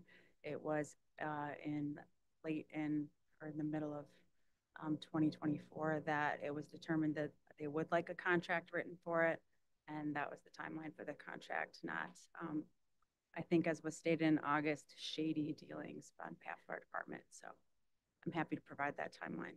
Elsa? One other thing that we had requested at the August meeting was that it would be brought up to us to be presented at the board level to make sure that it did get presented as a contract so that we would have an opportunity to discuss it. So we did ask for that. It was also requested at that time because we were going into the next fiscal year. So it was a contract for the next fiscal year. So it would have made sense to be provided with a contract for the next fiscal year. So I'm just noting the timeline again, that this is again late after the start of the contract period. So one other point that I would make is that the Trump administration has, as I'm sure you guys have seen, today put a pause on grants and loans. And, a lot of that has raised some questions about what funding is going to be available to cities and counties and states, that are promoting things that go against the president's agenda. And this organization has definite things on their website that are very contrary to the president's agenda and items that are being slashed on the federal level. So I just want to point that out, that is something to be aware of, that as we move forward, we may begin to need to be careful and be taking a look at what organizations are promoting and what is involved in our contracts. So I just think that it's important to put that on the record to keep that in mind as we're approving contracts. We may have to go back later and, clean some things up, so. I'll throw 2 cents in there. I plan on keeping this on the agenda and funding it. I have worked for 2 nonprofits, and I've served on the Salvation Army Board of Directors for over a decade in Grand Haven. And I know how difficult it is to budget and how important funds are and a lot of support from the community at large. And I'm very much in favor of supporting this. I also see that near and dear to my heart, the Grand Haven Area Community Foundation is one of the supporters. And that foundation is excellent. Great people on that board. They do their due diligence, and if they're behind you guys, I have no reason not to be. So I'll be voting to keep this as a part of the funding package. Thanks. I think that's where I'm at too. This is going back since 1995, 2005. We have a history of supporting this in this county. I see no reason to change it now. Anybody else? Joe? I just have a thought. Yep, go ahead. the scope of the responsibility and the services that was described here, I don't hear anything that sounds like DEI to me in that. It sounds like providing human services for people. There's a lot of service providers in Ottawa County, and sometimes all the players don't know who's doing what, and this sounds like a facilitator position that's able to connect people with the right kinds of services, and that's an important role. I went to Good Samaritan's annual meeting this fall, and again, trying to connect people with the right services that are already existing in the community is a very important role to play. And I don't know that much about the group. I wish they didn't use all the buzzwords and the description of the services they're doing. But I understand that the needs that they're trying to meet with that. And I would like to know more about the Lakeshore Nonprofit Organization, but I'm probably inclined to support continuing the contract. Kendra? If you go under their About and then their Equity tab, it says part of our mission at Lakeshore Nonprofit Alliance includes a commitment to operating diversity, equity, and inclusion internally, as well as helping to advance the adoption of DEI in the local nonprofit sector. So we also had that same language in the recruiting firm that was hired last summer, right? That language is No, brought that's up. not accurate, actually. So anyway, I hear it. I mean, that's just not accurate, though. Yeah, I think that's probably true. So anybody else? Joe? They also are doing Lakeshore's Pride events and all of that. And Yeah, I'd like to, I guess I'll pivot off of Commissioner Barry. Yeah, I'm sure there are a lot of nonprofits doing a lot of really good work. And I don't know this one very well, but I am concerned with some of the things I see. And sometimes you just need to, look at the details and, see what you can see. I wrote a short statement, and so I'll just read it. Some of it's been mentioned, but so as Commissioner Rhodey said, starting today at 5 p.m., the Trump administration is pausing federal grants. Just to clarify that the judge to make Commissioner Zylstra, why would you interrupt me as soon as I start Go ahead, Joe. speaking? Joe, go ahead. Well, if Commissioner Zylstra would like to No, Joe, go ahead. interrupt. Joe. So starting at 5 p.m., the Trump administration is pausing federal grants.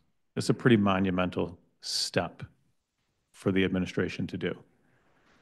And the purpose is to make sure that no grant money is used to advance Marxist equity, transgenderism, and Green New Deal social engineering policies that waste taxpayer dollars and do not improve the lives of the people in the United States.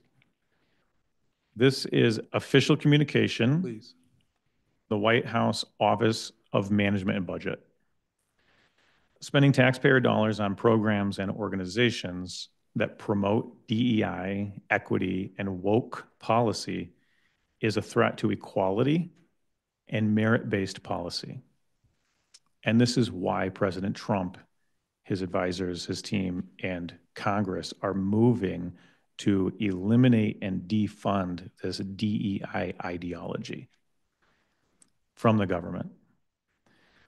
DEI policies are discriminatory and divisive. And that's also why we've seen a myriad of corporations just start abolishing DEI across the board, from Tractor Supply to Harley and Walmart, and I heard Target today. Lakeshore Nonprofit Alliance is a huge proponent of DEI. They could be doing some important work. They could be doing a lot of work in certain areas. I'm not overly familiar. But when I look at what they are advancing as an organization, I would submit to this board that they are very obviously out of line with not only the citizens, the majority of the citizens in Ottawa County, but also of the country. their mission was mentioned to include a commitment to operating DE&I internally and advancing it locally in our county. I'm concerned about that. I am concerned with some of the, gay pride events they go to and what they're promoting. Are they sponsoring these events? Is Ottawa County contributing financially to those events? It's a good question. They're obviously very focused on race. They have all kinds of racial demographics and infographics and things on their website. Definitely not in line with a colorblind society that is promoting equality under the law. And I found it interesting. On that specific point, I went and I looked at their website a little more. They're promoting books like White Fragility and How to Be an Anti-Racist, and a document called 28 Racist Attitudes and Behaviors. So I went and I looked at it. One of the racist attitudes and behaviors that they identify as, quote, due process, unquote. And they say, quote, white people's belief that the police, courts, the legal system, and social services work without bias, that's due process, fair trials, juries, judges, police officers, and caseworkers have everyone's, including people of color, best interests at heart, or at least no less than they do for white people. This belief clouds reality. Whites tend to look at isolated incidents rather than patterns of institutionalized oppression. So they're identifying due process as a racist white behavior. Any organization that will so boldly promote these ideologies on their website and bake it into a commitment to how they will operate is not an organization that I believe this board should support. So I would respectfully ask that the board remove this particular item for some further review. Doug? No, I just wanted to clarify, it's mentioned now the second time that at 5 o'clock there is a pause on grants and loans. That is not the case. There's a federal judge that blocked that. Just want to clarify that it is not currently enforced yet. That's it. I hadn't heard more lawfare from the left. I'm just reading the Washington Post, man. Sylvia? Yes, and Governor Whitmer's taking a look at all of these things too as well. I would just note that, it sounds like there is some good work being done, and that certainly needs to be done within the county for coordination of services. But sometimes we have to take a step back and look at, is this something that the county itself could be handling on its own? Is it really necessary for us to be partnering with an organization that we don't completely agree with to get that work done? Or is there another partner that could take on this work instead? So I think, the concerns about this particular item are not necessarily concerns about, the need for that particular work to happen, but, how should this be happening? So I will be voting to remove this. I actually agree that the work does need to be happening, but it would lead me to the opposite conclusion that until we have a better option, I think we should support this. There might be some things on their website that, not everyone would agree with or love, but I think that in light of hearing from Director Hambly, I think it's best to move forward, and we can review it afterwards. We can review it next year, and determine if there is a better opportunity. So, okay, Jim.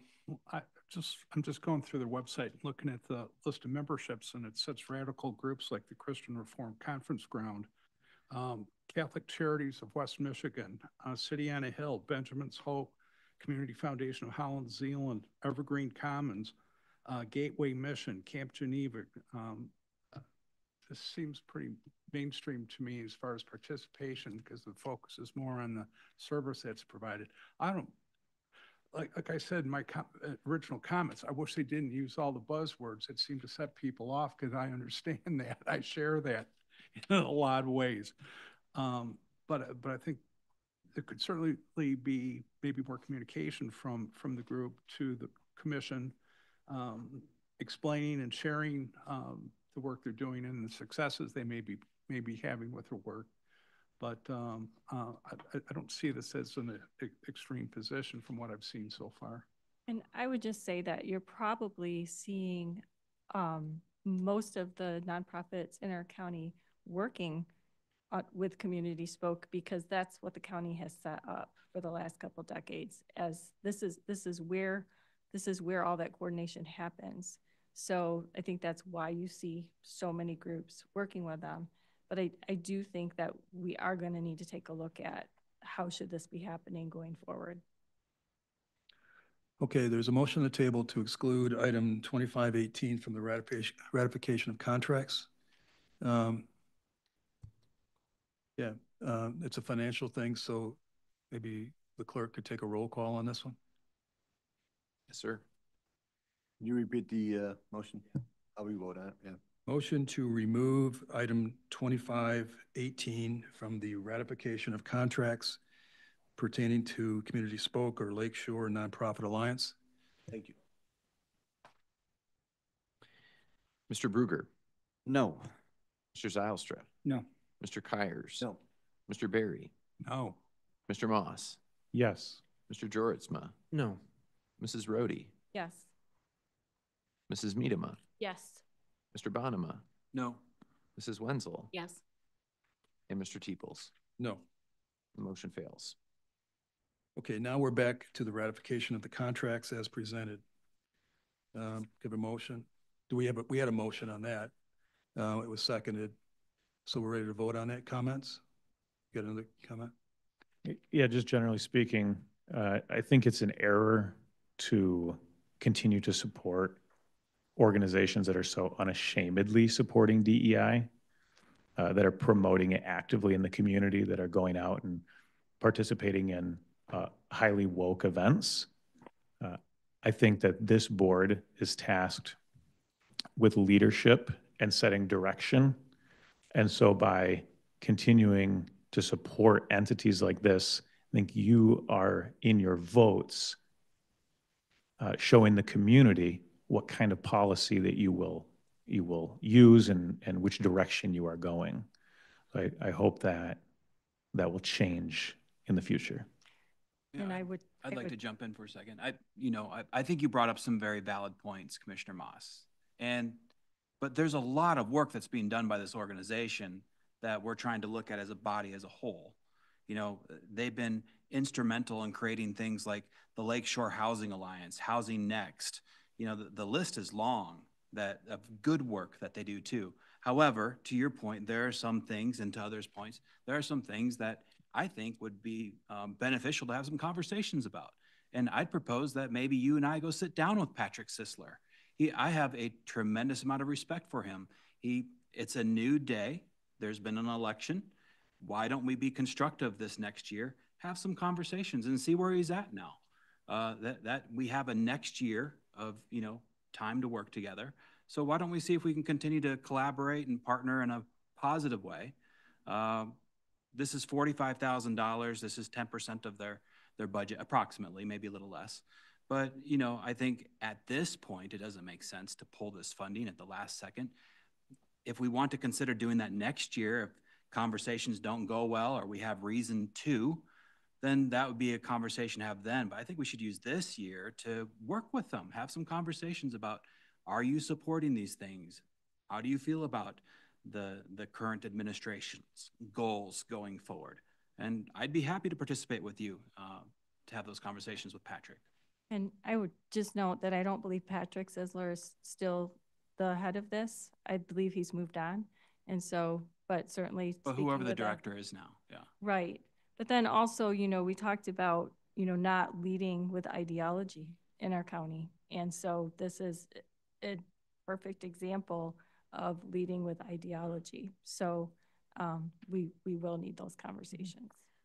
One other thing to note too, just going off Commissioner Bonema's thing about waiting to the last second, I would just ask that our chair, if you notice different things, and our interim administrator, we do have a policy that anytime that there is a controversial topic that would be coming before us, that would come through as a contract to be presented as an action item. So I would just ask going forward that that process would be honored, so that we can have this, so that maybe we don't have to, that it doesn't feel rushed, because then it could go through planning and policy or finance and administration.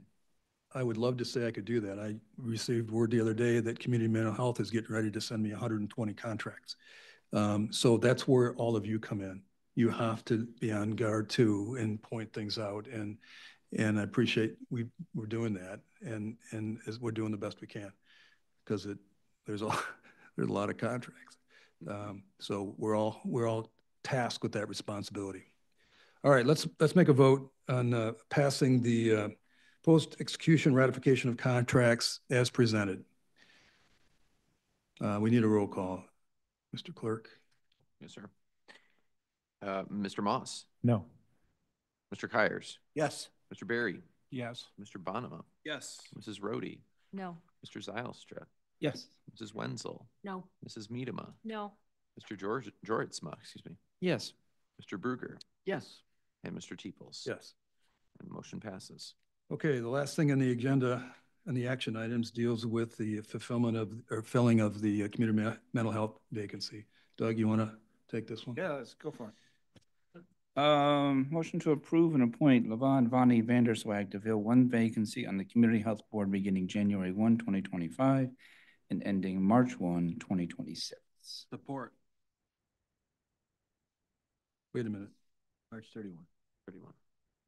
What did I say? 1. I said March 1? Thank you. So wait a minute. March 31. What year? 2026. Did we use the amended? No. It's the amended. There's a corrected I one. think you had 4/1/25 through 3/31/28. We changed that one. Oh, okay. Thank you. I appreciate that. Start over? Yeah, no, whole thing over. Appreciate that. Nah. Motion to approve and appoint Levon Vonnie Vanderswag to fill the vacancy of seat A, expiring on 3/31/25 on the Community Mental Health Board, and to approve and appoint her to a new term effective 4/1/25 to 3/31/28. Apologies. Support. Else. I just want to give some heads up to our board here that Vonnie didn't actually interview at our last talent and recruitment process. We had many talented people that applied for CMH, and I believe it would be appropriate for us to strike this item from today's agenda and to open up a CMH seat, allow people to apply. Vonnie can also apply, but she wasn't even an applicant during our last round of applications. I also had a conversation after the CMH meeting, and 3 individuals on the CMH committee had said that she individually spoke with them. She told one that she was ready to retire. She told the other one that she had complete peace about this and did not want to be on the board any longer. And then she told the other one that she was good with this, that she was not looking to be on the board any longer. So I was just wondering how we got to this when she had told 3 individuals that she was done. Are you asking me or? Oh, I'm just. Okay, well, I guess all I can say is I did have a conversation with Vonnie, and she was very excited about the opportunity, so. I also spoke to the chair of the committee yesterday, and he also expressed that she was excited to serve again. Just want to remind our board about equal opportunity for all constituents in our county. That has been the process that we've had. She did not apply the last round. We had a lot of talent that came through, and that would be my urge to this board is to pause on this one and just go through the right process. I'm gonna guess you're gonna vote no, Allison. Right? Joe? Yeah. I guess I'd make a motion that she could vote yes on. Oh, yes, you could. Yeah. Oh, Yeah. I got you. Sorry. That we send this to the new committee to go through the normal talent and recruitment process and open it up to anyone in the county that wants to apply. And if there's one, great. If there's 10, great. That's my motion. Mr. Support. Okay. Jim? Are we still having discussion? Yes. Well, we're on his motion at this point. It's a motion to remove this matter and move it to the ad hoc committee that we talked about earlier. That's the motion. Since part of the original motion was to fill a position through April 1st, is there a need to have someone in that position immediately? Anybody know the answer There's to currently a vacancy, Jim. Can the board operate with that vacancy? I don't know the answer. I don't know the answer. Michael says, yeah.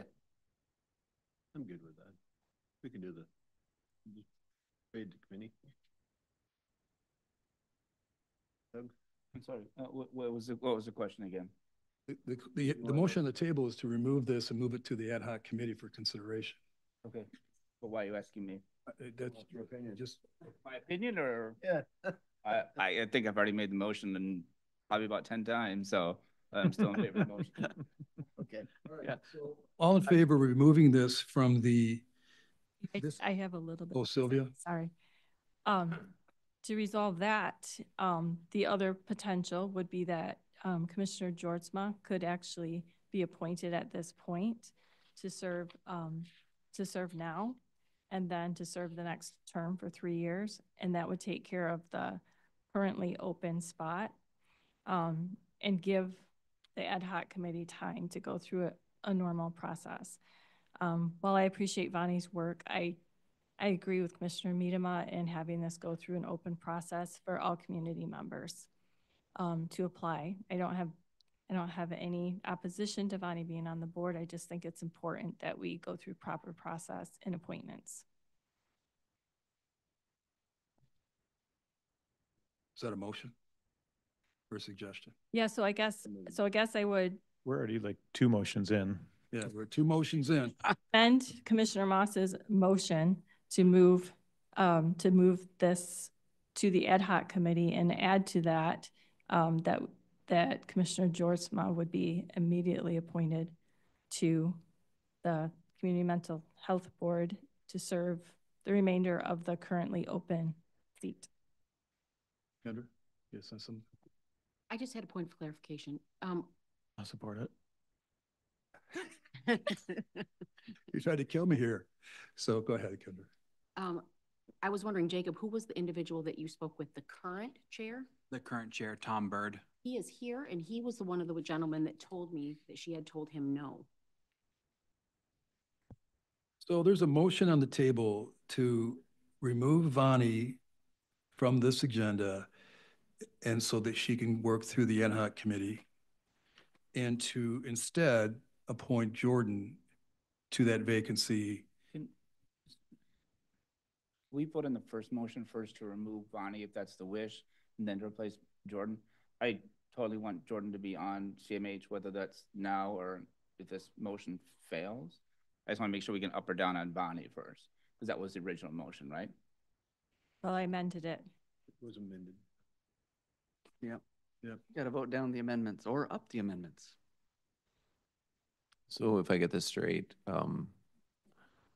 amended motions are always better in the morning, I think, for me than in the evening. But anyway, if Commissioner Rohde's amendment included the removal of Vonnie, is that correct? Sending this item to the Or ad hoc yeah, committee, I should say sending that item to the ad hoc committee, but an immediate appointment of. So the amendment to the amendment would actually Address the amendment. Address the amendment. Good. Hashtag amendment. Okay, hashtag amendment. Like it. I see the headline in the Holland Sentinel tomorrow, hashtag amendment. So would we like to vote on? Yeah, I'll be voting against this amendment, so we can get back to the original motion. If that fails, then we'll go from there. No, love you, Jordan, and I hope to see you on CMH very soon. It's all good. Whether it's no now explanation or necessary. Okay. I just want to understand the openings that are available on that board. Right. If Jordan goes in and Bonnie goes through the ad hoc committee process, is there an opening in April? There'll be 2 openings in April. Okay. But does she qualify for one?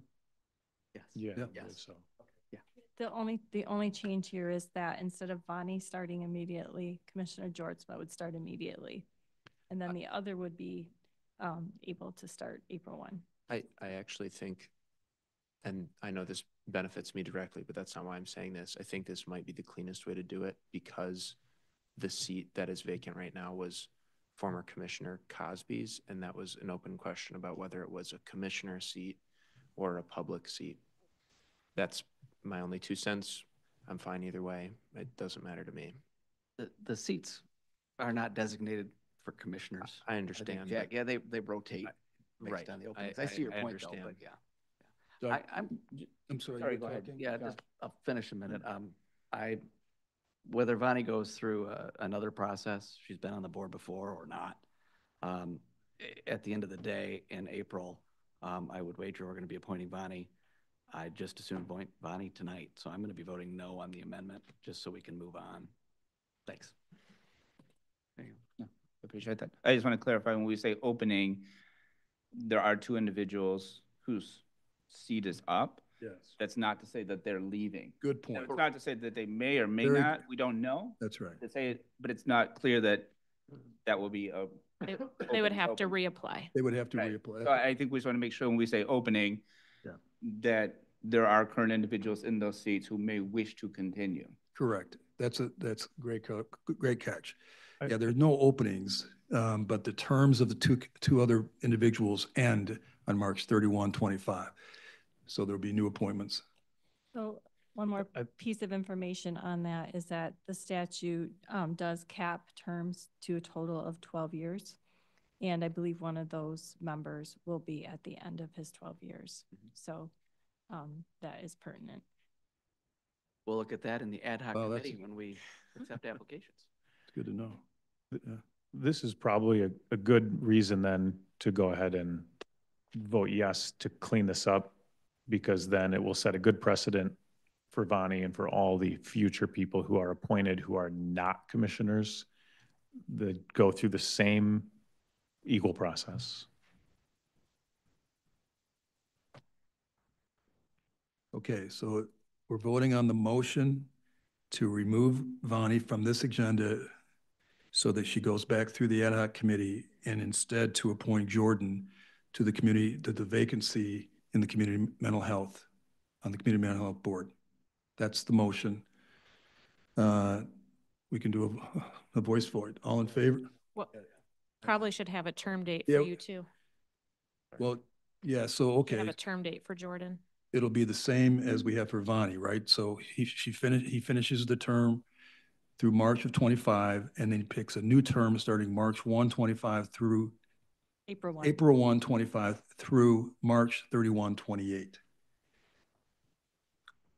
Allison, that's an adjusted term to help to correct Okay. the terms. Okay, gotcha. So you just wouldn't start till April then? No, he would start now. He'll finish it out, and then we'll give him a 3-year term. That's what this is doing. Okay. It begins the process of the fix. Figure out them 3-year terms when it comes to commissioners. Yeah. We figured it out, yeah. Okay. Yeah. Okay. Roll call. Roll call, please. Mrs. Rohde. Yes. Mr. Bruger. No. Mr. Zylstra. No. Mr. Bonema. No. Mrs. Wenzel. Yes. Mrs. Miedema. Yes. Mr. Moss. Yes. Mr. Joritsma. Yes. Mr. Kyers. Yes. Mr. Berry. Yes. And Mr. Teeples. Yes. Motion passes. Congratulations, Jordan. Oh, we still have to vote on the. We still have a couple more, yeah. So, All right, yeah. And that motion Back to passed. original, yep. okay. Now I get to vote for you, Jordan, so I feel good. I just want to make sure I get to vote for Jordan at some point.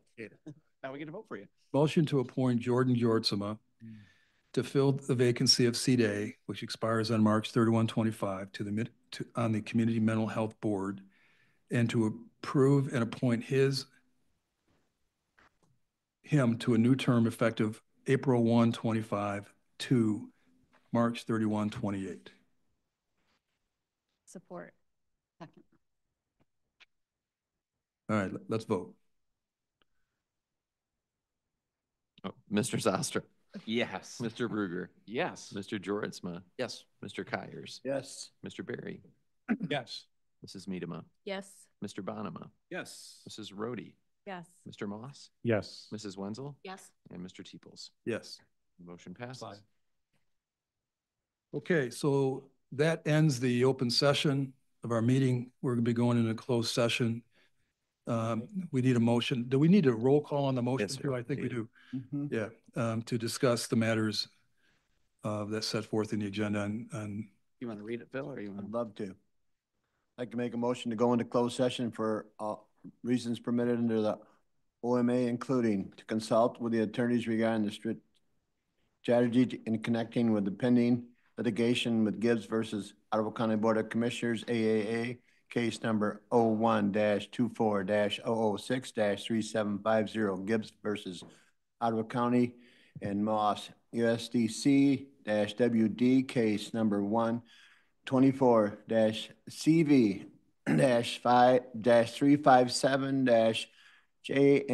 124-CV-357-JMB-RSK pursuant to OMA Section 8E, because an open meeting would have a detrimental finance effect on the litigation or settlement position of the public body. Support.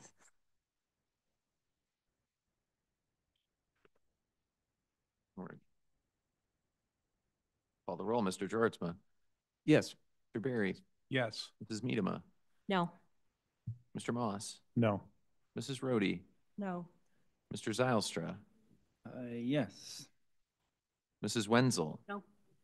Mr. Kyers. Yes. Mr. Bonema. Yes. Mr. Bruger. No. And Mr. Teeples. yes. And we do not have the required 2/3 vote. Motion fails. Oh, we need 2/3? Apologies. Okay. Oh, wow. Okay. Next thing on the agenda is the committee reports. There's none. We have a discussion item on administrator search.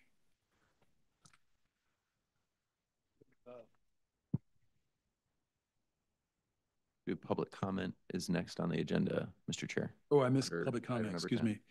Yeah, I did. Anybody would like to address the board? I can make a motion to add an agenda item if I could. I think we're on public comment. I'm sorry, what? I think we're on public comment. Let's get through the public comment and then we'll bring it up because I've already announced it, so. If he's adding an action item, shouldn't we Is it address an- that is before it an public action? comment? Yeah, it was. Is it? Okay, then Doug, why don't you go with that? I understand that the closed session item didn't pass. Absent a closed session, I don't know how we're supposed to discuss this issue. So I'd like to make a motion to add a discussion of Gibbs versus Ottawa County Board of Commissioners to the agenda in open session. I mean, I'm guessing that's what your no was about? I'll second it. Any discussion about adding it to the agenda? Open discussion. So I just let me flesh that out in case there's any. So I heard 5 no's. Did I get that right? Sorry. Yes. And like I said, I don't know if the no's were about closed session or about the litigation, discussing litigation itself. Because if it's about the litigation itself and you don't want to go to closed session, that's why I'd like to discuss it in open session then. So motion to add to open session the litigation settlement matter dealing with Gibbs. I think the motion is just to discuss it first. Is that right? Is your motion to add a discussion item to discuss the litigation now? Or just? Yeah, because we can't do it in closed session because we don't have a sufficient vote. So the only opportunity then would be to open session, correct? Yep. So same motion, but in open session. Basically, yeah. I'll second that. I guess I would request clarity if it was to discuss litigation or if it was the same one from earlier. The motion. I seconded a motion to discuss it openly and in the public. Okay. Yeah. Yeah, so we all have this release and settlement agreement that was sent to us. And if we can't discuss it in closed session, then the only option for me is to discuss an open session. And I guess I'm repeating myself 3 times, but. And we just need a majority to. Let me before we vote on that, we're still discussing it. There's a reason you have closed session. I know. Because, and I know that there's maybe different incentives to have it or not have it. But one of the drawbacks of having an open discussion of ongoing litigation in a settlement discussion is that you may limit your negotiation abilities to finish the settlement.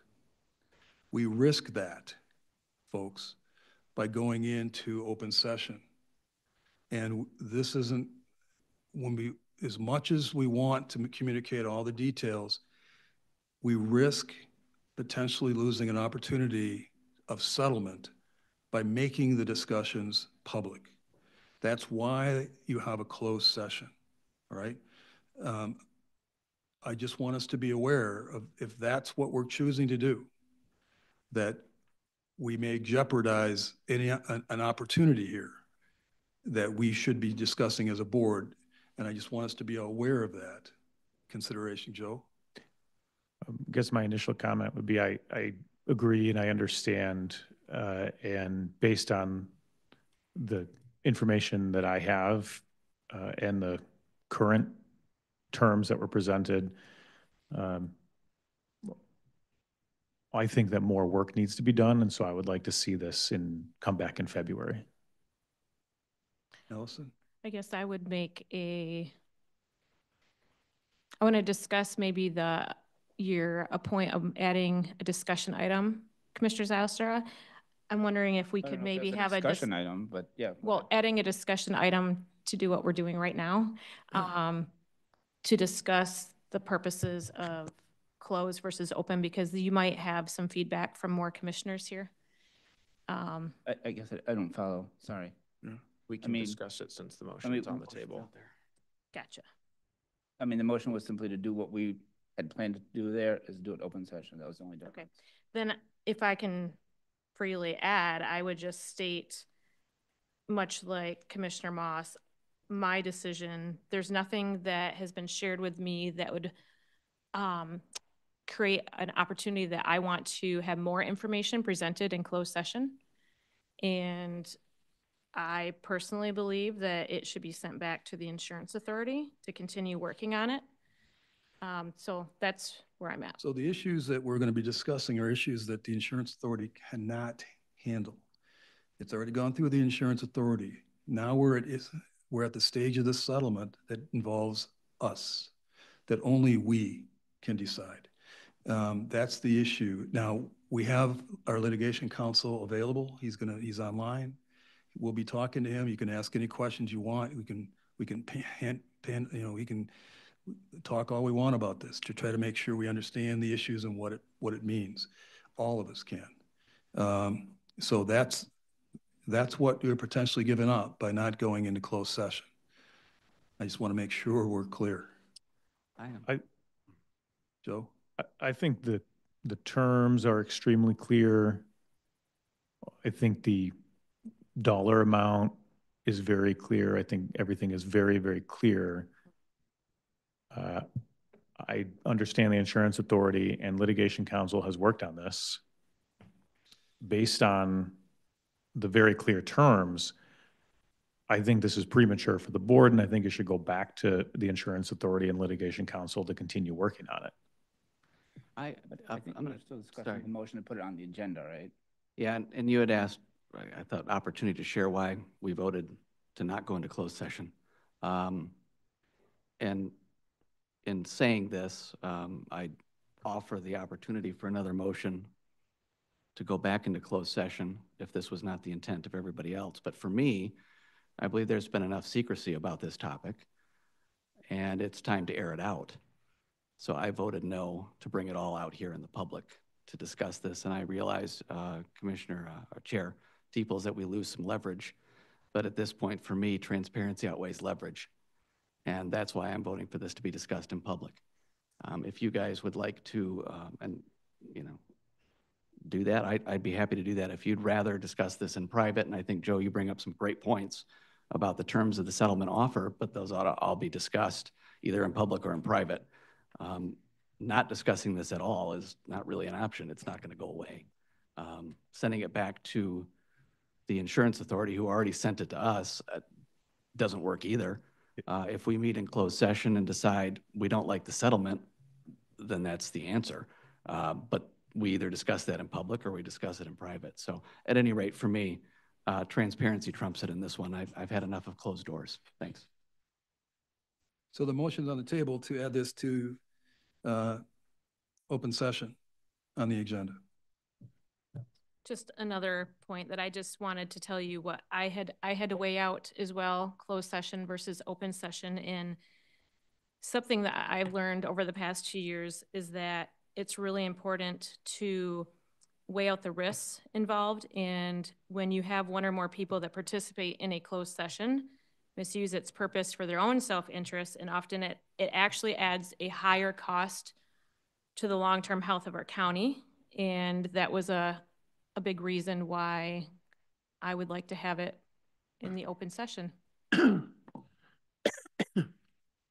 I firmly believe, and in a way I'm agreeing with Josh, that some of this should be done in public.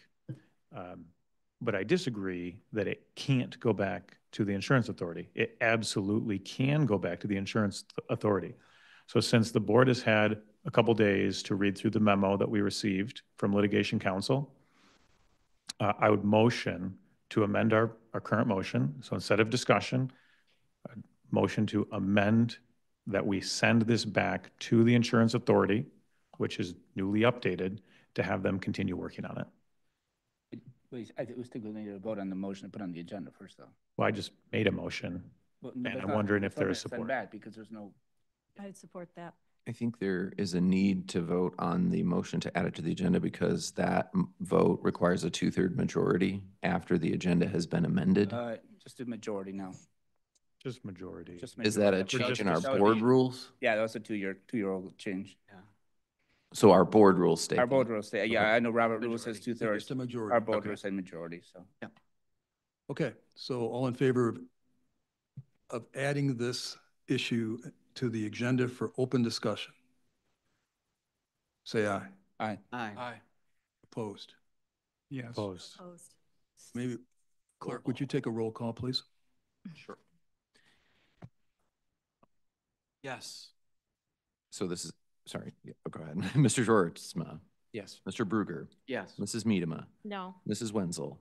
Mr. Barry. No. Mrs. Rohde. No. Mr. Moss. No. Mr. Zylstra. Yes. Mr. Kyers. Yes. And Mr. Teeples. Yes. Okay. Would now be a proper time to make the motion? Let him call this. Count the roll. What's call. the, I think it passed. Motion pass, sorry. okay. Joe? My motion was to amend that motion to send this back to the Insurance Authority for additional work. Support. What would be irrational to send it back? It's a horrible deal, and there's You can vote against the obviously deal. There's no been, problem then. there's obviously been a lot of work done by the Insurance Authority, by Litigation Counsel, going back and forth between the lawyers. I don't think we're at a place where the board should consider it yet, and I don't think it should be considered an open session. And I think that it should go back for some more time. I guess I respectfully disagree. I mean, if you don't like it, don't vote for it. If you want to amend the settlement agreement, make a motion to amend the settlement agreement. I'm motioning that it go back to the insurance authority, I'm not motioning to amend the settlement agreement. Like I said, the issues that we're at now are not under the jurisdiction of the insurance authority. If the board instructs the insurance authority to No. work on this No. further, it can. Vote it down. The insurance authority the issues that we're talking about here are non-monetary, and they deal with what we have jurisdiction over, not the insurance authority. So to send it back makes no sense. They cannot act. Why not? They've already been acting for the last month. They've been negotiating with the opposing counsel for the plaintiff. Why couldn't they continue discussions with opposing counsel? Well, it sounds like you don't like the agreement. So we can talk about that. It's a very bad deal. Okay, yes. so we're going to talk about that. I'll make a motion to call the question. Yeah. So the motion is to move this to the insurance authority for further discussion. I think we should take a vote. Yes, sir. Mr. Kyers. No. Mr. Moss. Yes. Mrs. Miedema. Yes. Mrs. Wenzel. Yes. Mr. Berry. No. Mr. Zylstra. No. Mr. Bruger. No. Mr. Bonema. No. Mrs. Rhodey. Yes. Mr. Joritsma. No. And Mr. Teeples. No. The motion fails. Okay, so obviously we don't have our attorney. I don't think there's any way of connecting him, is there? I believe he could join the Zoom. Yeah, he could, if we want to send him a link We to do our Zoom. 10-minute recess while you bring him on so we can discuss it? Yeah, let's do that. 10 minutes. So moved. So moved. All in favor, say aye. Aye. Okay, let's go.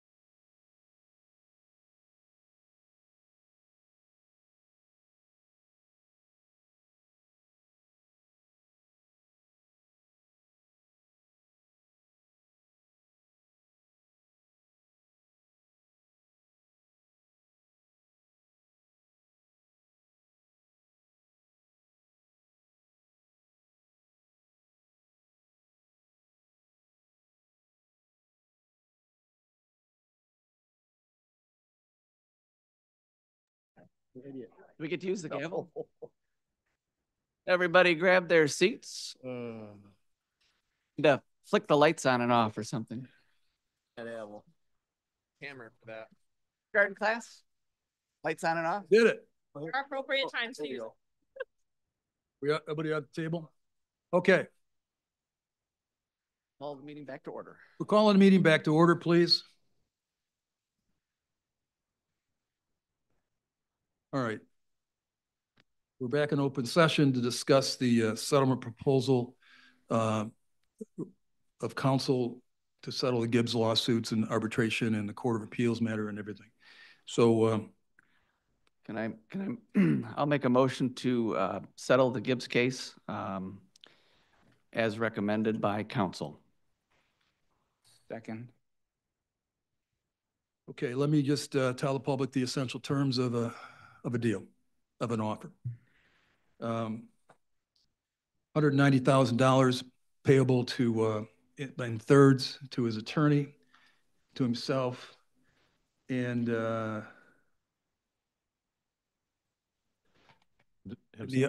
of it, 1/3 was going for non-economic loss, 1/3 for economic loss subject to taxation, 1/3 subject to payment to his attorney, $190,000 total. With two other essential terms, well, three, that he'll be allowed, let me make sure I get the language correct. The Ottawa County agrees to rescind his termination of employment dated February 29, 2024, and remove any reference to the termination from his employment file. And Ottawa County agrees to accept his resignation dated effective February 22, 2024, and will place Gibbs' letter of resignation in his personnel file. It also includes a release of all claims by him against the county, and of course, no admissions of liability, which are other standard terms of any type of agreement. It settles, it would settle his arbitration case, which is a contract matter. It settles the current pending claim in the Michigan Federal Court of Appeals, and it would settle any state claims as well. That's what's on the table, essentially. It includes a settlement against the county and Joe Moss. And again, it's a total release of claims against the parties, our parties, Ottawa County, Joe Moss, et cetera. That's what the settlement agreement essentially says. So that's what it's on the motion that Josh just presented. I'll support that. Yeah. Any other discussion? Joe? Yeah, I think it's a bad deal and we shouldn't do it. I think he was, that's my first comment. We're in this bad deal because of you, how you hired John Gibbs, and also how you fired John Gibbs. So we're in this situation because of you. I would remind you, Commissioner Bonema, that you voted to fire John Gibbs. I did, again, to wrap up this terrible situation that you have put us in. I did not act on behalf of John Gibbs. John Gibbs made his own decisions. We have in the complaint, we have whistleblowers, we have breach of contract, we have defamation, and we had a First Amendment claim that's on appeal.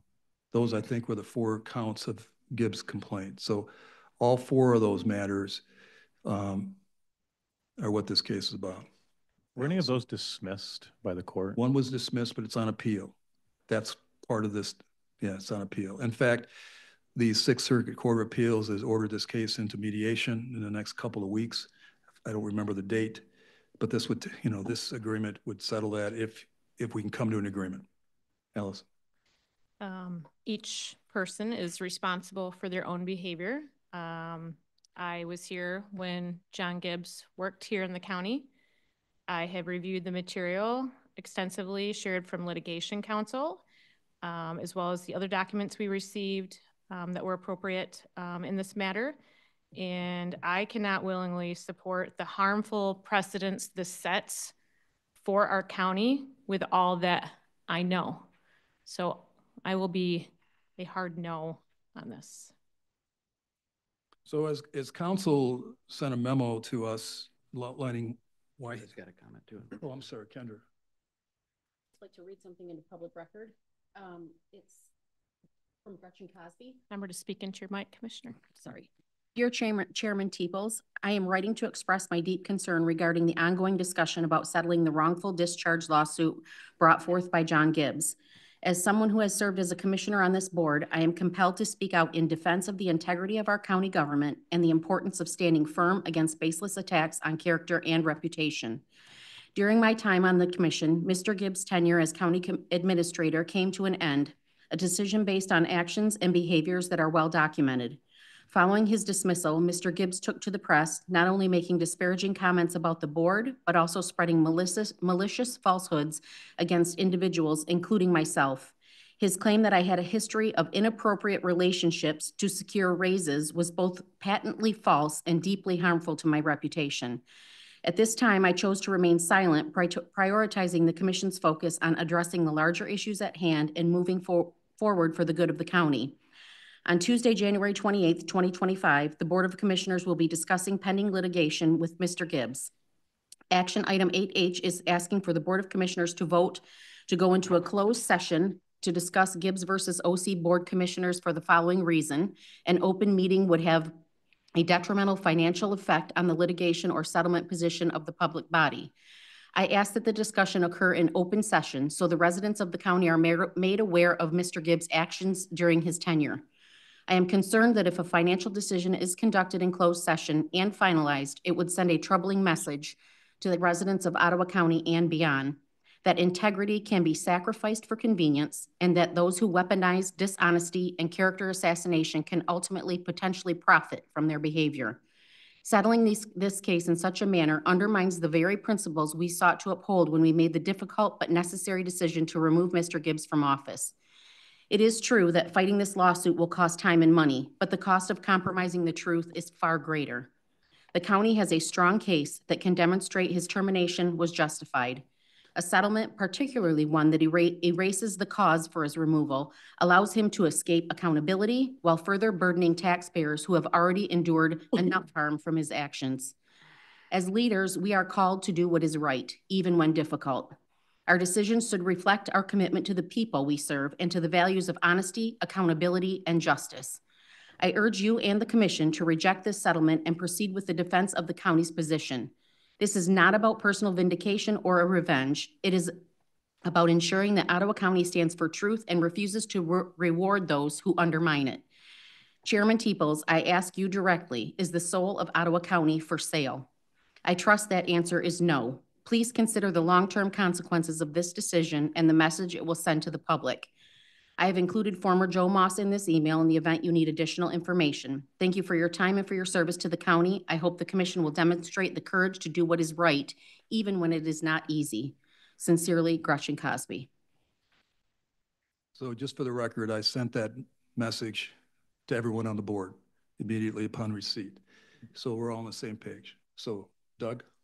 Sure. So back in November, or when was it, February, I did vote no on terminating Mr. Gibbs, and I pretty clear as to why, because I didn't think that the board had put together a case against Mr. Gibbs. I know that there were accusations and definitely disagreements, but I voted no because I didn't think that we had cause to fire him at the time. And I understand that, you know, the letter that you read for Gretchen Cosby, I understand what she's saying, but none of that was, to my eyes, sufficient cause or proven. I think going back to the same point, if I feel we never did prove cause to begin with, then to fire him in November would have generated a severance payment of $210,000. And I think that the insurance authority has worked hard to get that under $210,000. $190,000 is $20,000 better than $210,000. I think this has been a problematic situation since January 3, 2023, and I don't think anyone wants to pay $190,000 to anyone. But at the same time, for me, putting this in the review mirror makes sense, and I'll be voting yes. Just for clarification, under the employment contract, it has a provision that if he's discharged without cause, he'd be entitled to $210,000. If he was discharged for cause, which is what happened, what the allegation is here, right? He would be getting zero. So, and that would be the number if it went to it's going to arbitration. That's the only issue that the arbitrator can address. The court deals with the other claims, like the First Amendment rights, whistleblowers, and the defamation case. That's what the courts would ultimately get to ultimately. Yeah, Joe. Was one of his lawsuits actually dismissed, or at least part of it dismissed with prejudice? I don't think that there's anything dismissed with prejudice at this point. Wasn't it? Yeah, there is.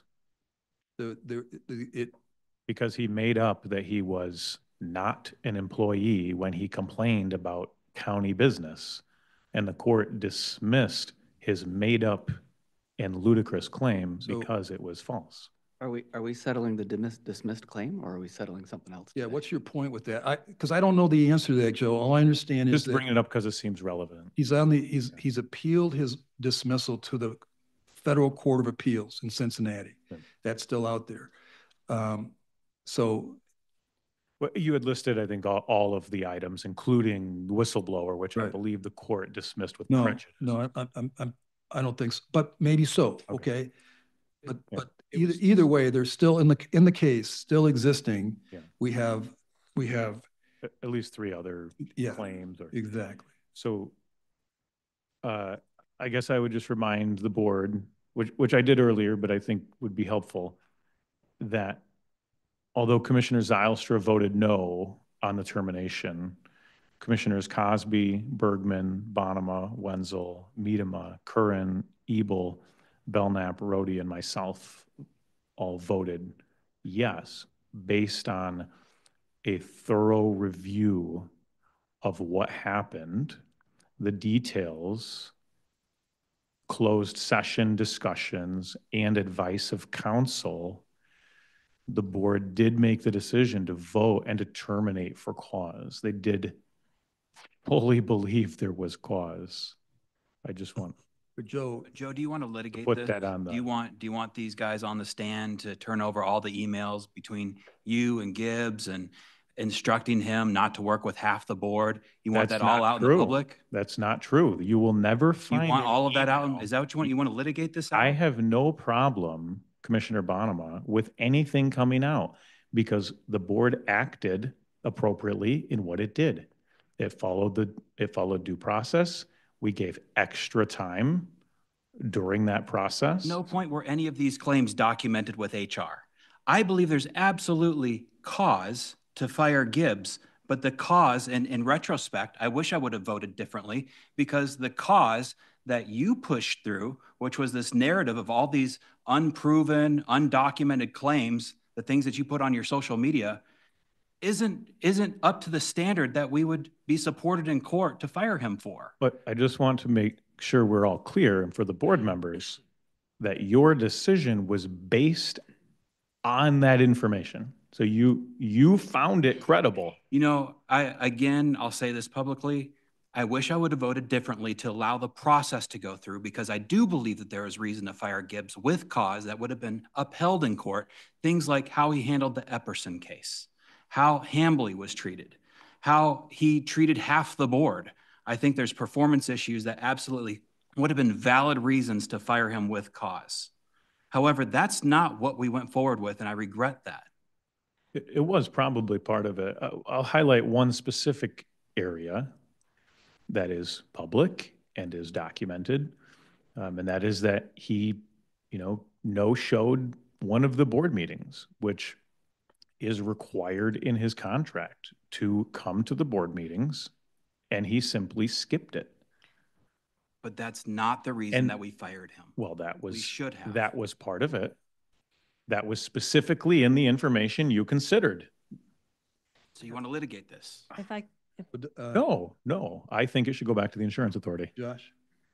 You want someone else to figure this out. No, I think Insurance that it authority has needs more worked on time. this. What, do you think that to get it down to what, 150,000? Where are you trying to go with this? 110,000? What's your number, Joe? I don't have a number. I'd be happy to talk about that. But it seemed like someone else wanted to add. I'd be Josh? happy No, to continue. if you want to talk about that, Jacob, that's you- all right. Sure. My response would be, Mr. Gibbs had an opportunity to resign. He could have. He specifically said he would. And then instead of actually doing it, he hired a lawyer. Sorry, I was deferring to you for the dollar amount that you were willing to give him. I didn't think you were going to talk more about it. Do you have a dollar amount? No, not really. I mean, I think that the issue, the principle here is less about the dollar amount and more about the fact that he wants both to be paid and to have his termination rescinded. I'll go. Cool. My take on this one, mistakes were made when hiring Gibbs. The individuals who made those mistakes, there are 4 of them in this room. A number of them lost their seats, but they all made the mistakes of hiring him in the first place. The county paid a price, the employees paid a price. Mistakes were made when firing Gibbs, and the county continues to pay a price. When you make a mistake, this is how we're all raised. You own it, you apologize for it, and you offer to fix it. I appreciate that commissioners here don't feel they made a mistake when firing him. I've heard them all acknowledge that they made a mistake when hiring him, but I've not yet heard an apology to the people of Ottawa County from those commissioners. Absent that apology and the offer that we have on hand here, I'm interested in moving this into the rearview mirror and settling.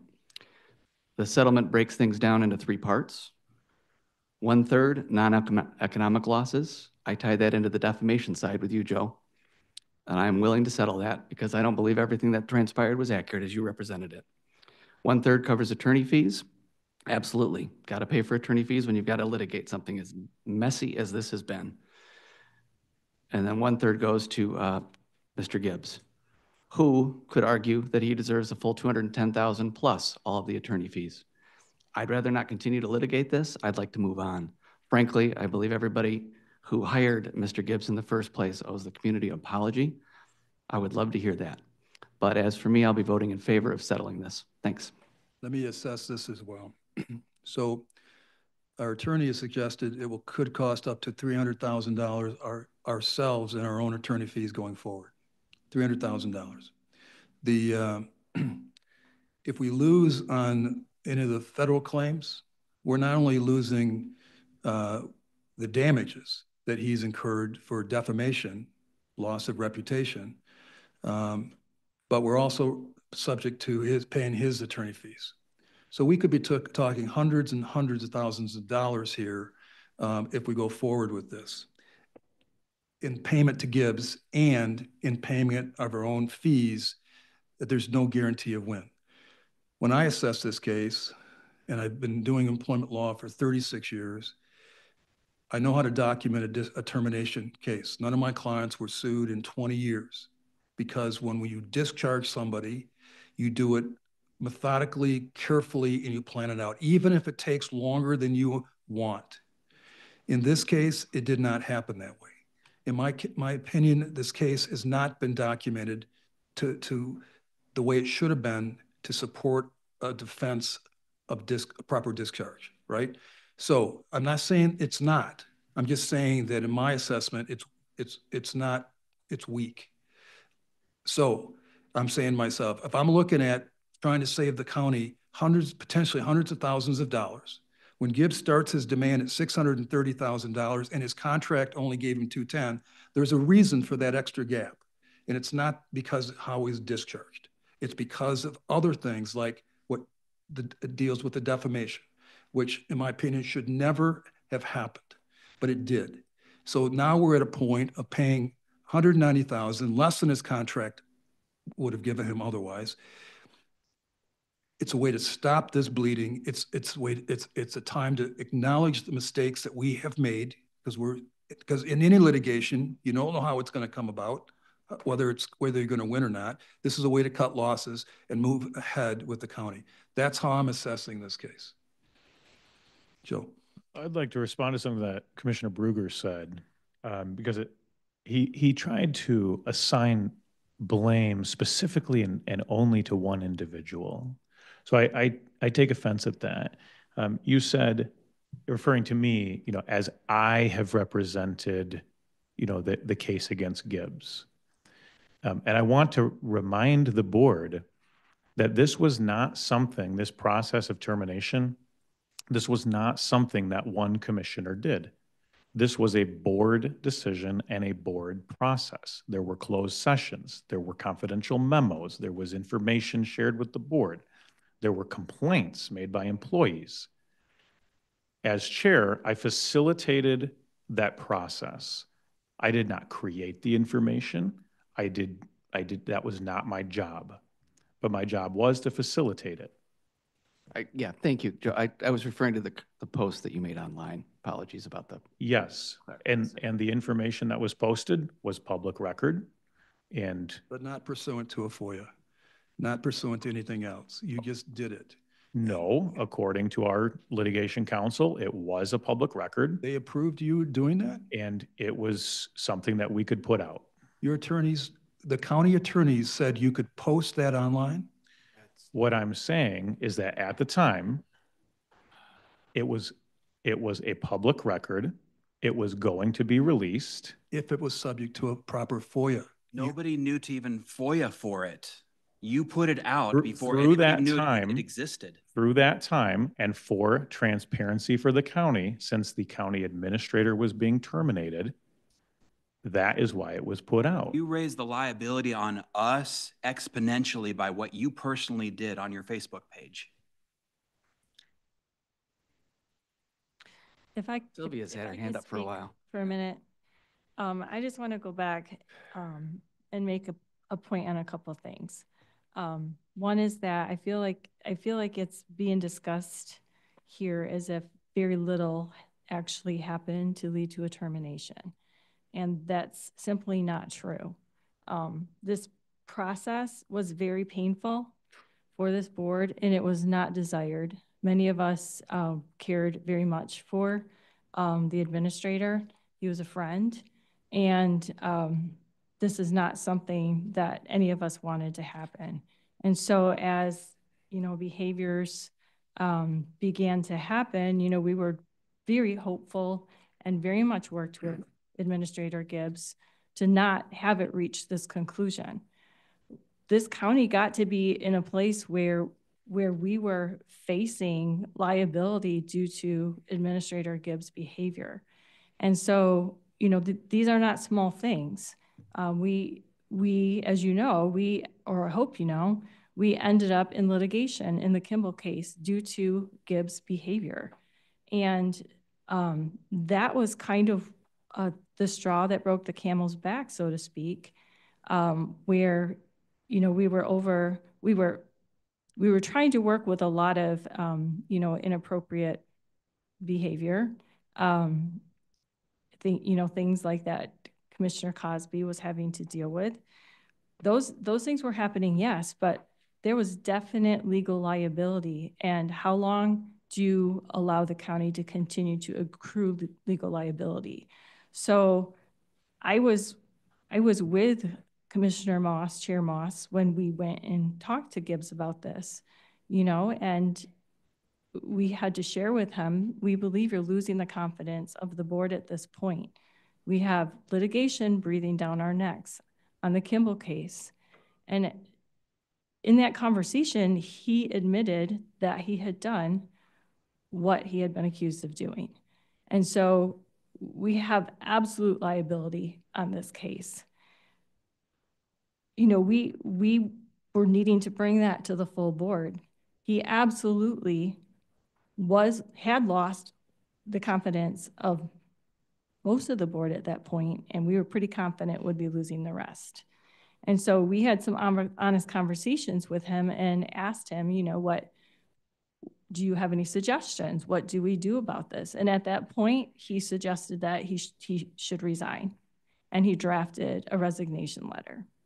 And so we did walk through a process with him where this could have been a lot more comfortable or palatable to all involved. We gave him full opportunity for that. There was conversation about, could we, you know, perhaps help you with a severance as you leave?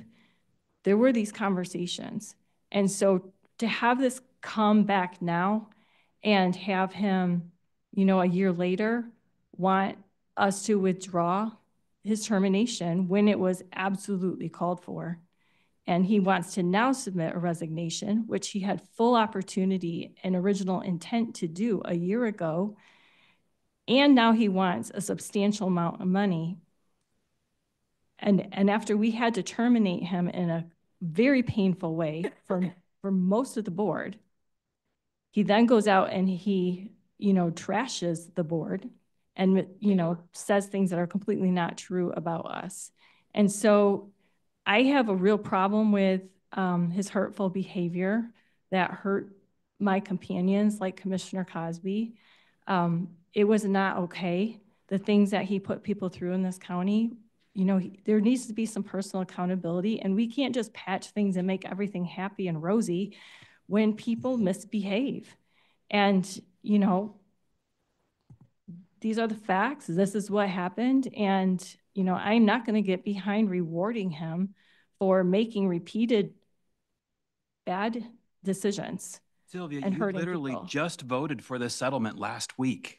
In great You turmoil. personally voted for this settlement last week. In great turmoil, knowing it would come to this board and we could take another look at it. To me, it's pretty simple. There's two options. We either have a huge risk and gamble taxpayer money in litigation, or we settle with a relative to alternatives low amount of money. I'm not a big fan of gambling taxpayer money, so I'll be voting yes. And I would just say that, you know, there is always another risk too when you put a stamp of approval, so to speak, on somebody's behavior, which basically we will be rewarding bad behavior if that's the decision of this board. And that's very offensive to people who he has hurt by his behavior. So there is some risk there to consider as well. Jim?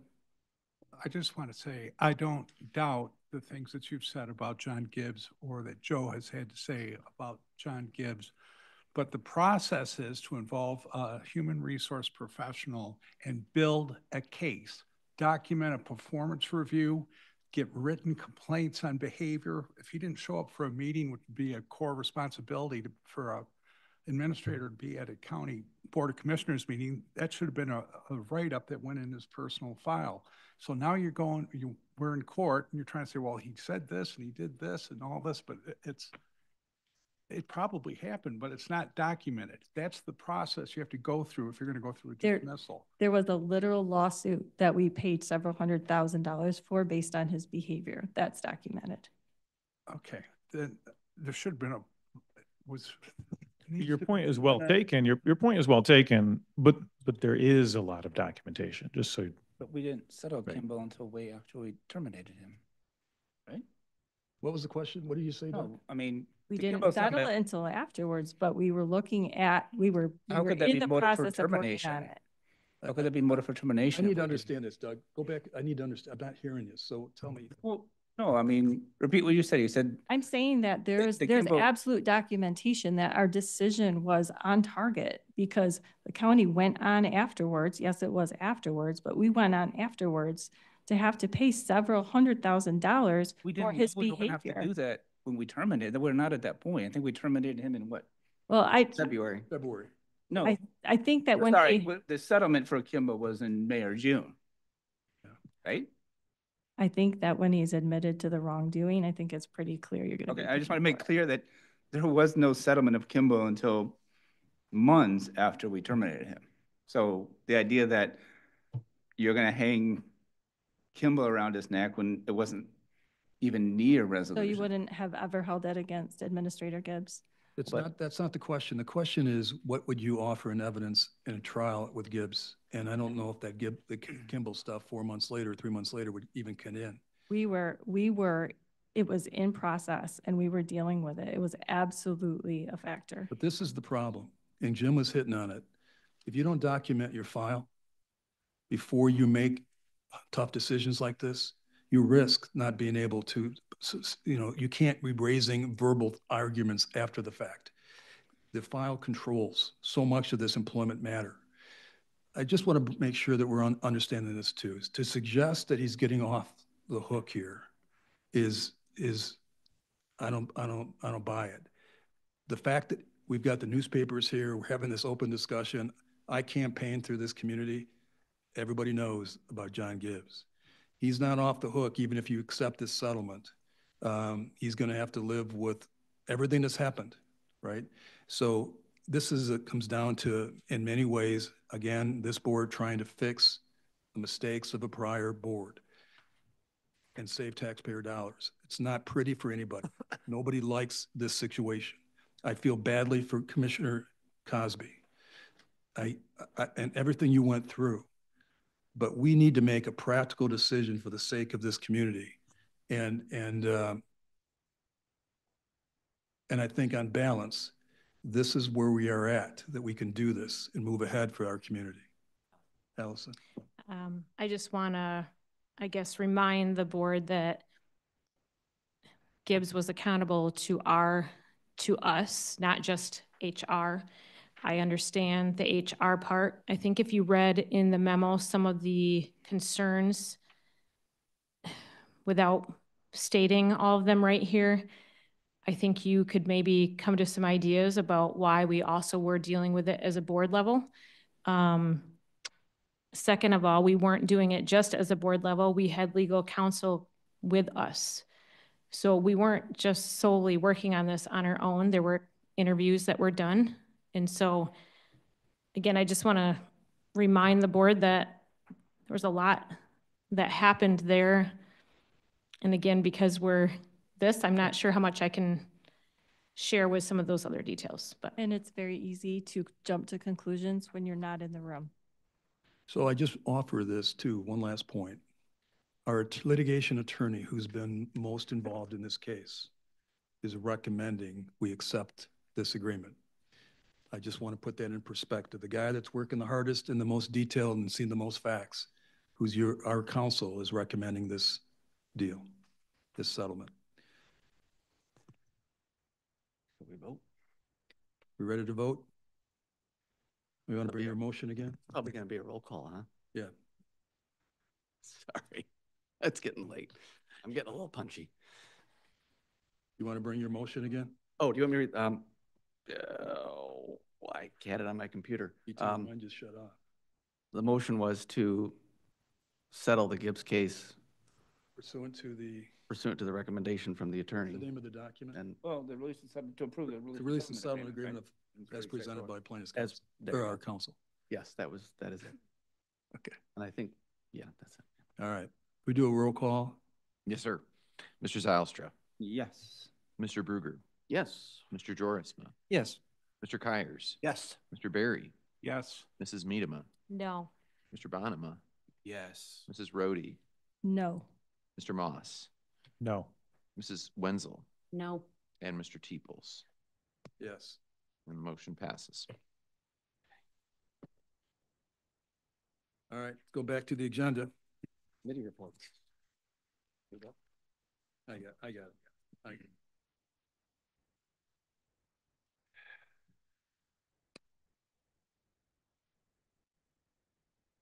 Maybe you don't. Number 9. Here. Committee reports. Oh, I got it right here, 2 pages.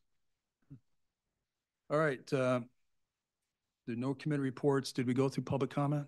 Nope. Public comment. Anybody would like to make public comment?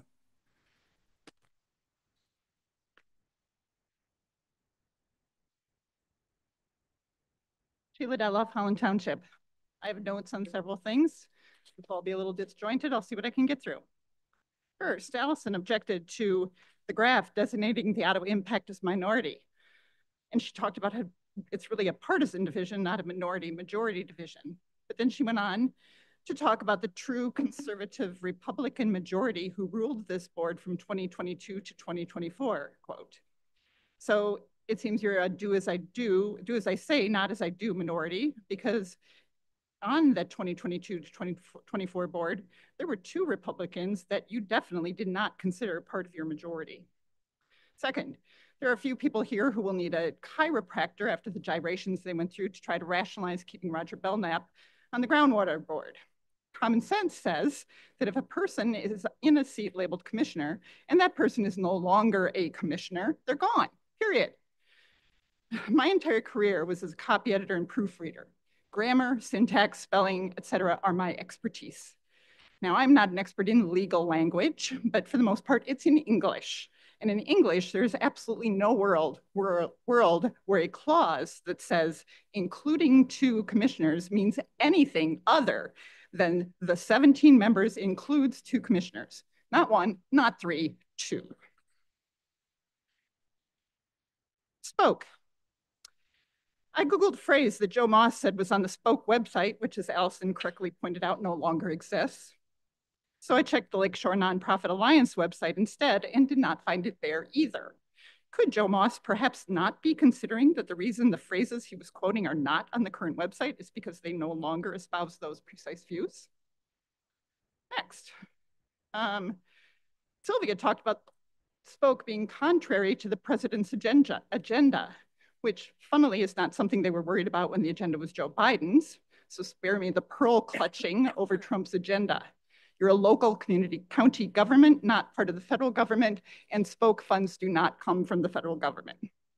Finally, I understand you are trying to be fair and be willing to negotiate and compromise. But this is like if you were hiking and ran into a grizzly bear and you offer the grizzly bear all your beef jerky if he just won't eat you.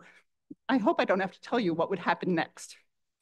The platforms of Ottawa Impact are, by their very nature and goals, not allowing compromise or negotiation. It's their way or the highway. I strongly urge you, when faced with that choice, to take the highway. That's the road that will get you where you want to go. Thank you. Thank you, Ms. Detloff. Anyone else for public comment? We have somebody online, Shannon? Joseph McCarter.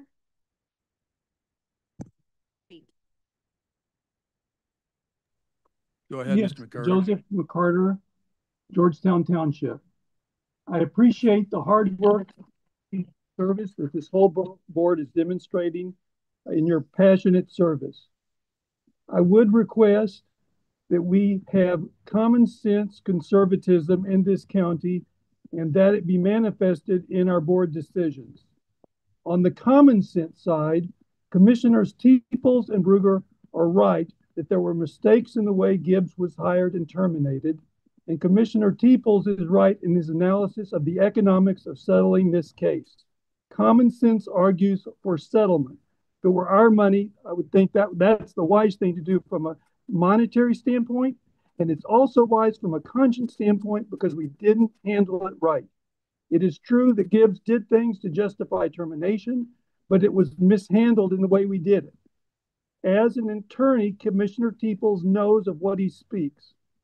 Common sense would also tell us that it would be much wiser to have an elected administrator, which would be a positive aspect of a county charter like Macomb County has. A lot could be avoided with an elected administrator.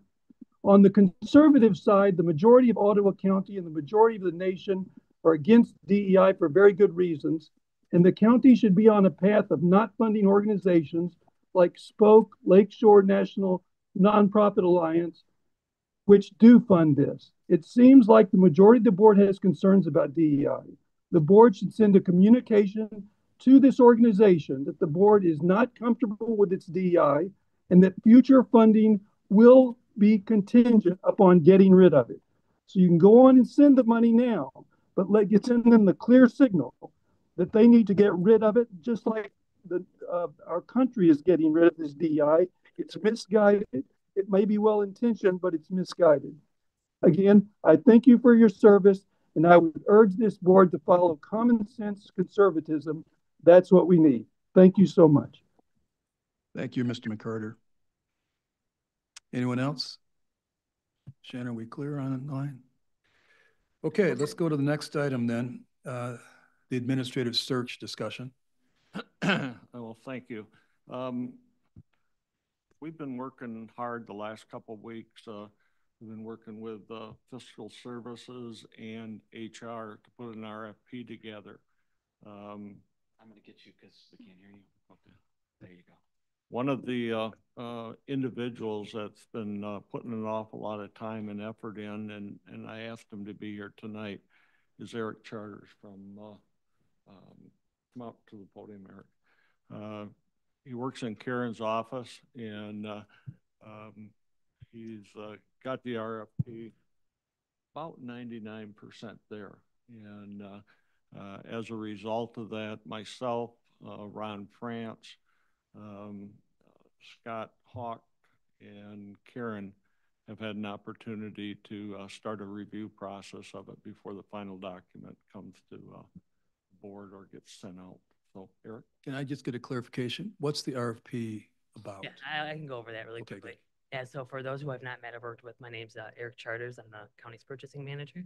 So I'm going to kind of go over where we're at and, specifically, the executive. So our RFP, request for proposal, is for the executive recruitment services. So this is kind of the first layer of finding our next administrator. Basically, I'm here. Our team, my team, is here to ensure a fair, transparent, and competitive process. As the administrator mentioned, we've been working on this for a couple of weeks, and we're getting really close to posting this. So I'm going to go over the timeline and then answer any questions that you guys may have. So basically, as I mentioned, this is for the executive recruitment services. We have a diverse team of leadership who are going to be evaluating this process. We're ready to post as early as tomorrow. The timeline obviously is very sensitive here. We do want to get this going as soon as possible. I'm rather aggressive with my timeline, but also ensuring that it's a competitive and fair process as well for all those who may want to be involved in it. So basically, the idea is to post as early tomorrow. That'll be posted on 2 websites. We go through Mitten, which kind of has a lot of reach, and then we also post on our own website as well. Based on the services, I expect a decent amount of responses, but once again, you don't know until you know. Essentially next week, February 5th, the questions will be due. So essentially we ask vendors if they have any questions on the RFP itself, that they can ask questions, and then we post an addendum. Essentially from there, our goal is to have the RFP proposals from the vendors due by Tuesday, February 18th, where we'll instantly start the evaluation process. With the hope of having vendor interviews between February 24th and February 27th, and then an intent to award by February 28th. Once again, the rather aggressive timeline, there's a lot of assumptions there, but we're going to do our part to make sure that we're moving as quickly as possible. And then the idea is to hopefully bring this back to you guys, the contract. After the intent to award, we go into contract negotiations. We then build the contract, and it'll go through the board approval process. It'll come back to you, hopefully, fingers crossed, by the March Finance Committee and then the March Board of Commissioners. And then as soon as you guys approve, the contract would be executed, and you guys, stakeholders at the county, would be involved with working with that firm to find our next administrator. So that's kind of where we're at right now. I'm happy to answer any questions. Go ahead. Yeah, for sure. How many vendors do you think we're going to be able to get? 2, 3, 5, 6? So here's what I can say. As part of our process, I work with the stakeholders at the county. If there's any vendors that we know may be wanting to be involved, that list is right now about 5 or 6. Okay. I couldn't tell you exactly. I would suspect probably 3 to 4. There's going to probably be a mix of local and national companies. Great, thank you. Can you email this list to us, the timeline and your name? This is, Yeah. Yeah, absolutely. So yeah, we can work on getting you that information, making sure you guys are as involved as you guys want to be. Certainly, if there's any specific feedback on the RFP, I know our timeline of starting tomorrow is pretty tough. So if there is, I can do that as soon as tonight. And if you guys have any obvious concerns of like, hey, let's hold off on this for a minute, probably maybe tomorrow by noon or something, just let us know. And then that way we can make sure that any of your feedback is incorporated into the RFP. Yeah, I don't know if there's any desire to hold that back, but at least on my part, no, definitely I appreciate the timeline and. Certainly. And I will mention that a lot of the scope of work came from the when we went out and got the administrator, John Shea, we went through an executive search firm as well. And we went through an RFP process to get that executive search firm. And so a lot of the scope was kind of around that, but there was also some great additions from stakeholders in the county. So if you get the RFP back and get a contract built up, we have a March 11 standing committee meeting. If we need to have a special meeting to approve the contract to keep this ball rolling, we can always do that as well. So yeah, that's I think there'll be a flexibility to make this happen, keep it rolling. I know our interim commissioner keeps telling us he's 6 months, 6 months, 6 months. So I'm always pushing it harder than he is. So. Yeah, no, and absolutely. I think that this is not overly complex in terms of building the contract. It's actually quite simple. It's just there's a lot of assumptions built into my timeline, interviews, communication back and forth with the vendor. And so I will try my best to make sure we're staying on that timeline. Eric, I love that you say it's not complex. Yeah, I did. You're the professional, and I'm glad you're in that seat. So thank you for all you're doing. I did the Axon contract. If they wanted that, that was a beast. So. Anybody else, any other questions for Eric? The other part of the process will be, once we get the applications and the stuff, we're selecting a cross-section of the county. Some people that have some governmental backgrounds and stuff to first look at the applicants, and Ron will be chairing that group and kind of go through and again, it depends on how many people we have applying for the position. But we'll look through them, and that group will then offer up a shorter list to the board for interviews and things. Joe? A question on that. Historically, sometimes when that happens, not all of the applicants have been passed forward to the board. The list is, kind of whittled down before the board sees it. I guess I would request that we see everybody, even if there is a recommendation of a shorter list. That's fine. Yeah, I don't mind seeing them, but I would very much like your recommendation as the top 2 or 3. I think that would be 5 staff job. 5. I prefer 5. Are we going to get 5? I think whatever you think. Definitely. I think that committee that you're going to have looking at those, yeah, if they're made up of people that understand what the needs of Ottawa County, because they're working within county governments, they understand more than any of us would know. That's going to be very helpful to us to make that first cut. So good. Thank you, Eric, very much. Are you specifically talking about the submission of bids, like the vendors who apply to the RFP? Yeah, I'm talking. Gary's talking about his Ron Franz's committee that he's going to be forming. Okay. Yeah, because I was just going to mention, we do a bid tabulation sheet. So if you guys are interested in the entire list of vendors who respond, we can certainly do that. Well, I don't know if we need that on the RFP for this service vendor. You guys really care? Okay. No. I just wanted to clarify. I don't think so. That's not. Beautiful. Yeah. Okay. Thank you, Eric. Absolutely. Thanks, Eric. Yep. Okay. Gary, do you have anything else to on your update? Yeah, just briefly. Daily, I'm asked by people how it's going, and and I said, well, this has really got to be kind of the highlight of my career, Or meetings, my first day, and so again, I think when I retired 8 years ago, I seem to believe that we had services and levels of operation that were second to none. I've learned after 8 years of retirement now that that wasn't true. What we do today is significantly more than what we were doing 8 years ago. And I believe that's important to, recognize the overall groups across the county that are providing those services on a daily basis, and in fact, through the night times while we're all sleeping. And so again, I'm pretty proud of what I see. The technology, the information sharing, and things that go into this organization are pretty significant. As many of you know, I hired a former colleague of mine, Ron France. And just because he was the Ottawa County prosecutor doesn't mean that, you know, I'm tooting his horn, but Ron is by far one of the most significant legalese in Western Michigan. And I think by hiring him as interim deputy administrator, it's given a real sense that that things are on the mend. I think one of the things that got me into discussions with Ron over this is his willingness to want to help.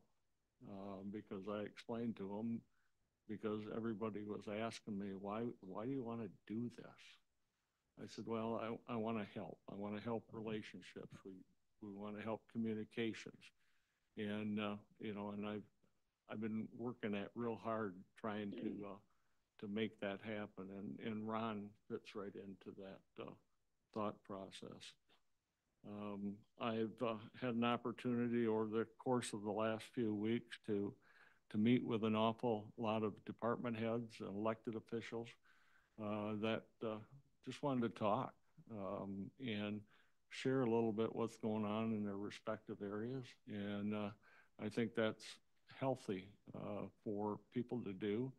I think it's healthy to have an open door policy. And even though every once in a while we got to shut our doors, I think for the most part we got to have them open and allow people to stop in and share some of their thoughts and concerns. I had an opportunity to attend Commissioner Zylstra's and Bonema's brown bag or lunch. It is Connect. It is no longer brown bag. Well, okay. We were specifically told brown bags we'll come no. up with something, I promise you. And Commissioners Wenzel and Medema Moss and Chair Teeples were there. I think, you know, that was a good image for our employees to see. And so again, I think everything's been positive. In addition to that, I've been attending a variety of committee meetings, from Insurance Authority work groups to WEMET, Building Authority, and others that Stephanie every once in a while has to remind me that I got a calendar event I have to look at. So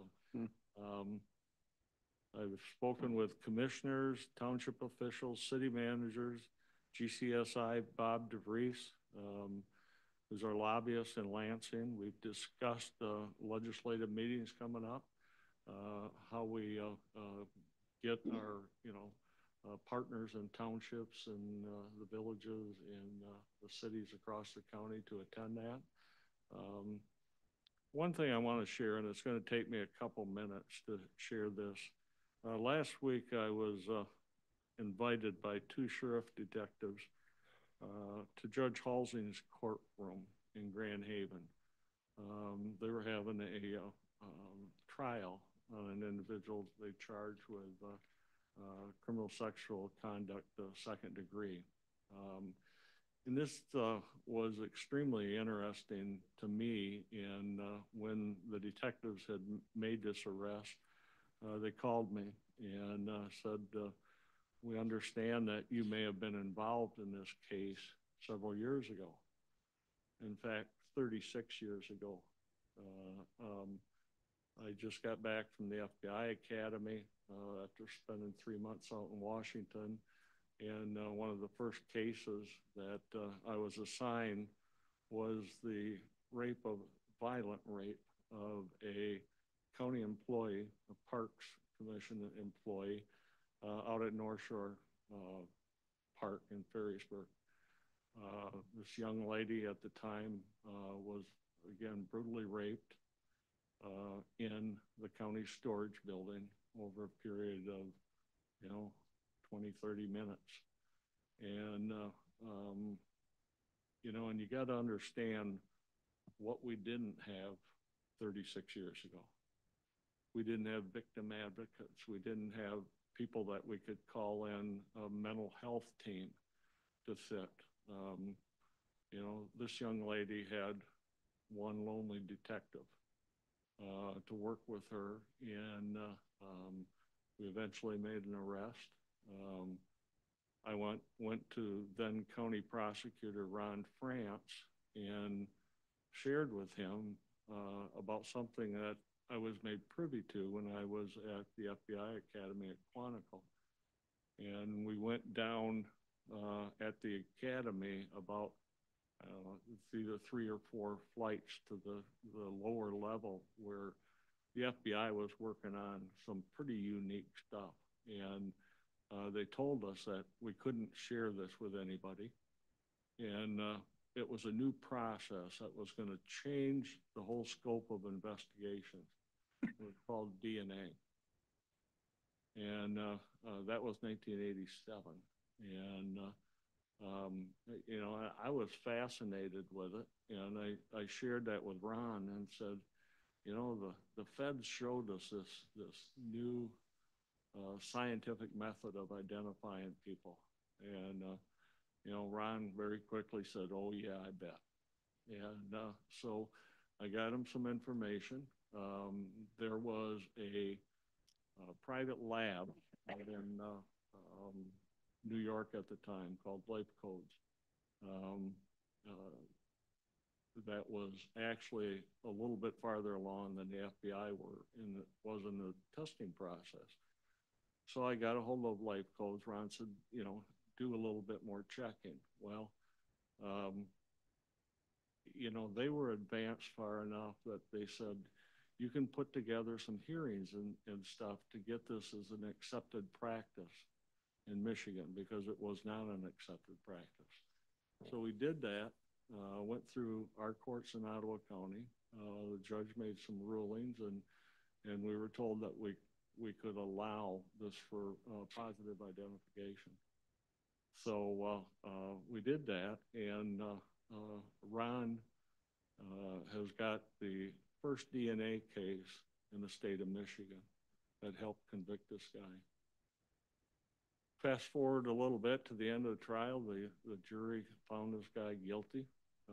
He was put in for sentencing, and he had a prior to this happened in the city of Grand Haven on Beech Tree in Waverly, and where he tried to abduct a lady and get her in his car. And he was a Grand Haven resident, and so when the judge sentenced him, he says, I'm going to sentence you to life in prison, because as long as you have the potential of being out in the street, there isn't a female that's safe wherever you live. Fast forward now to last summer. He had spent the day kind of roaming around parks in Muskegon, the Grand Haven Park, next to the state park, Grand Haven Beach Park. He ended up in Duncan's Woods. He ended up finding a lady in the car, and he once again began his stalking. She ended up leaving Duncan's Woods. She drove out to US 31, and he was right behind her. And she went south on 31. She got to Lake Michigan Drive, and he banged the back of her car.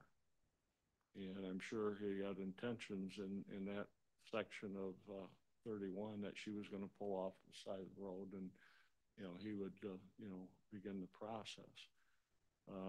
She didn't. She kept going, and she made it to the gas station at Stanton Street. And there he confronted her. He pulled in and he grabbed her. He sexually grabbed her and tried to get her back to his car.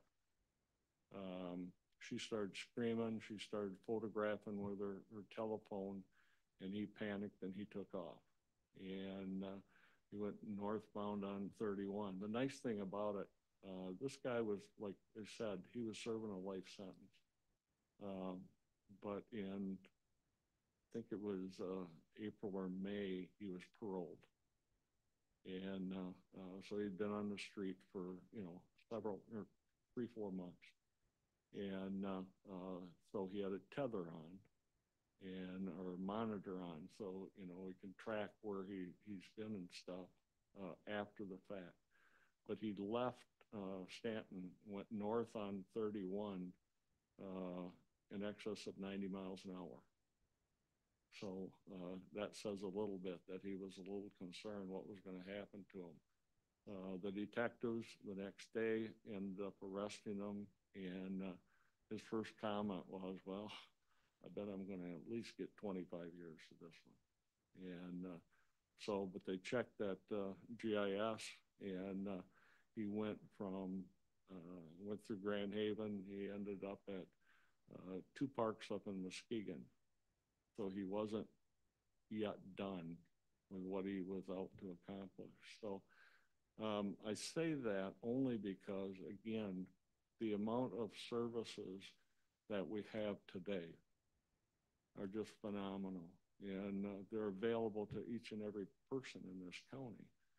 And so I talked to the victim, and in fact, we reminisced for quite some time about our families and, where she is in life right now. And she said, I just couldn't tell my families that I was testifying today.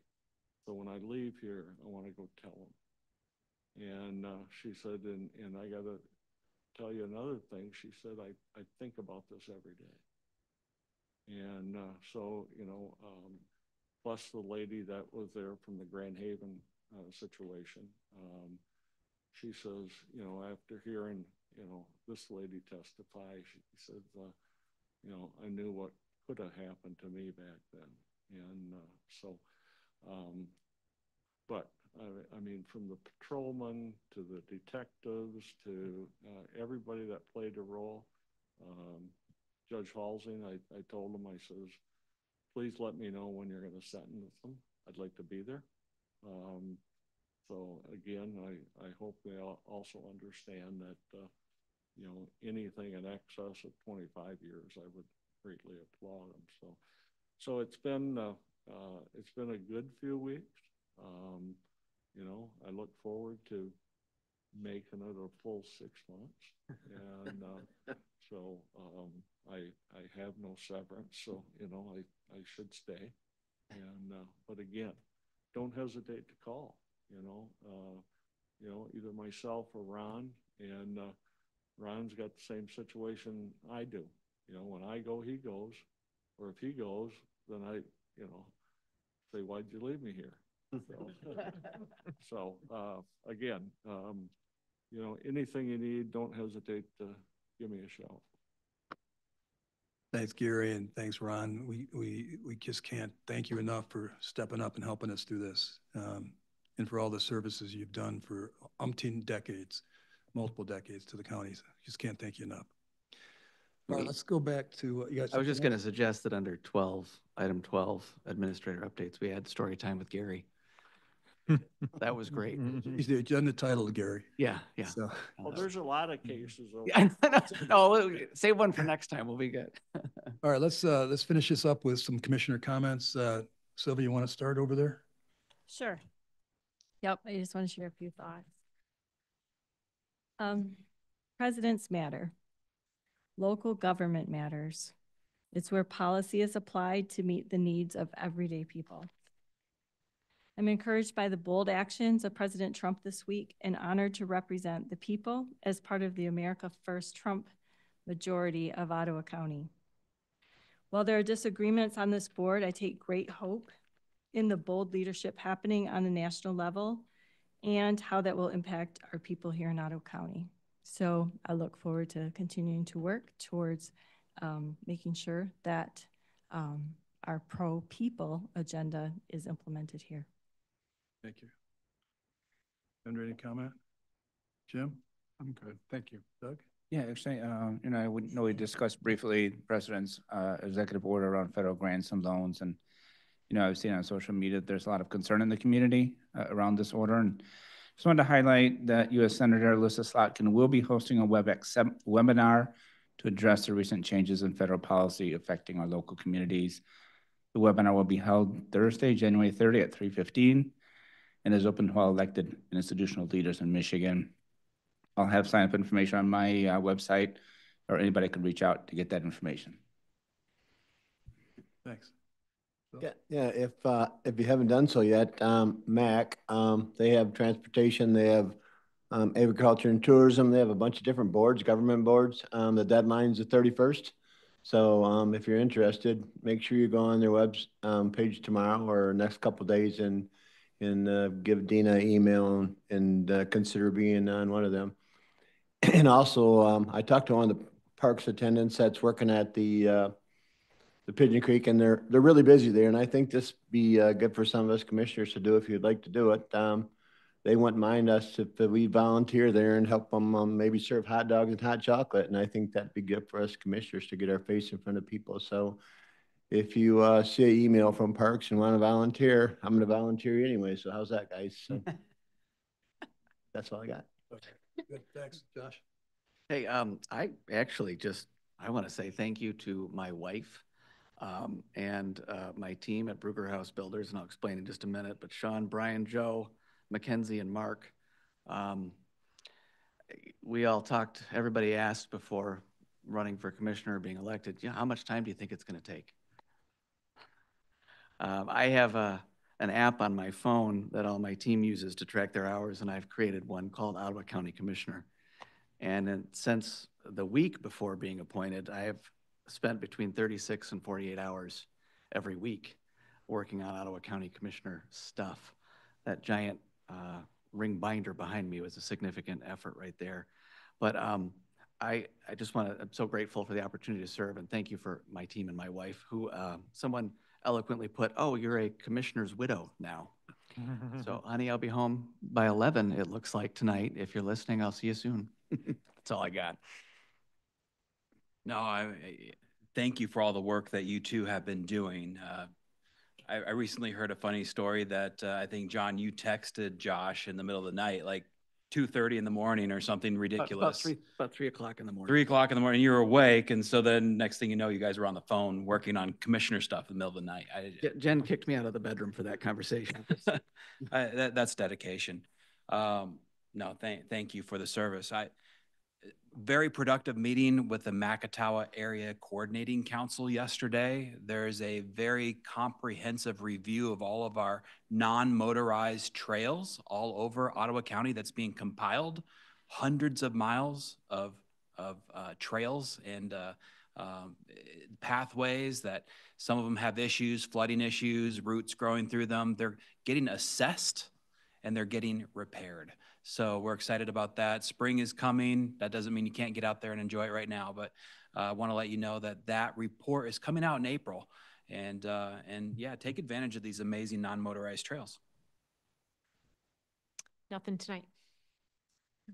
All set. So I attended 2 events. One was at Connect Lunch, and the other was the inauguration. Had a really great time in DC. Hope you had a great time at the Connect. Yeah, cool. Time at the Connect. Not as good as DC, I gotta say. I know Multiple we can't days, compete really with fun. President Trump, but we tried our best. Yep. Or anything. So Right. Yeah. It was very fun. Just an amazing spirit of positivity and kind of and hope and you know, kind of this feeling of like we're entering a new golden age. And the actions in the last 8 days or so have just been spectacular. Also, I brought an article that is related. So if you take one, pass it down. I won't go into it, but it's got some good content, and it's by a guy named Christopher Rufo. Highly recommend reading Chris Rufo. He has extensive information about equality under the law, about DEI, about returning to a merit-based and colorblind society. So excellent reading, very intellectual, and I think will help explain kind of where President Trump is going with with his agenda. So that's it. Sure. Jack? Yeah, thank you. Just a quick comment. I think during the discussion on the Gibbs matter, there was a comment made. I'm not sure who made it, but it kind of referenced corporate counsel.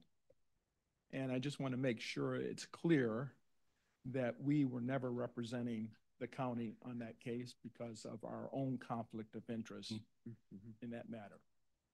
And if there was ever a question, we always made sure that we said, you need to speak to the attorney that was representing the board. Good. I'd like to commend this board.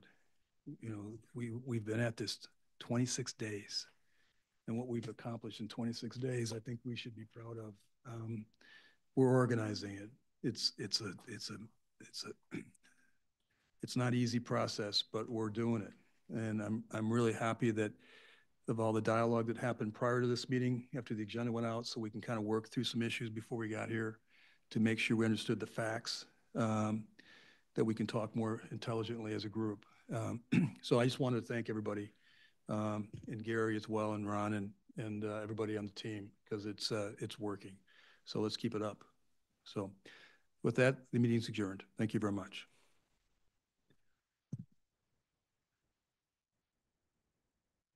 $49, right, Josh? Yeah, right. Yeah. Yeah.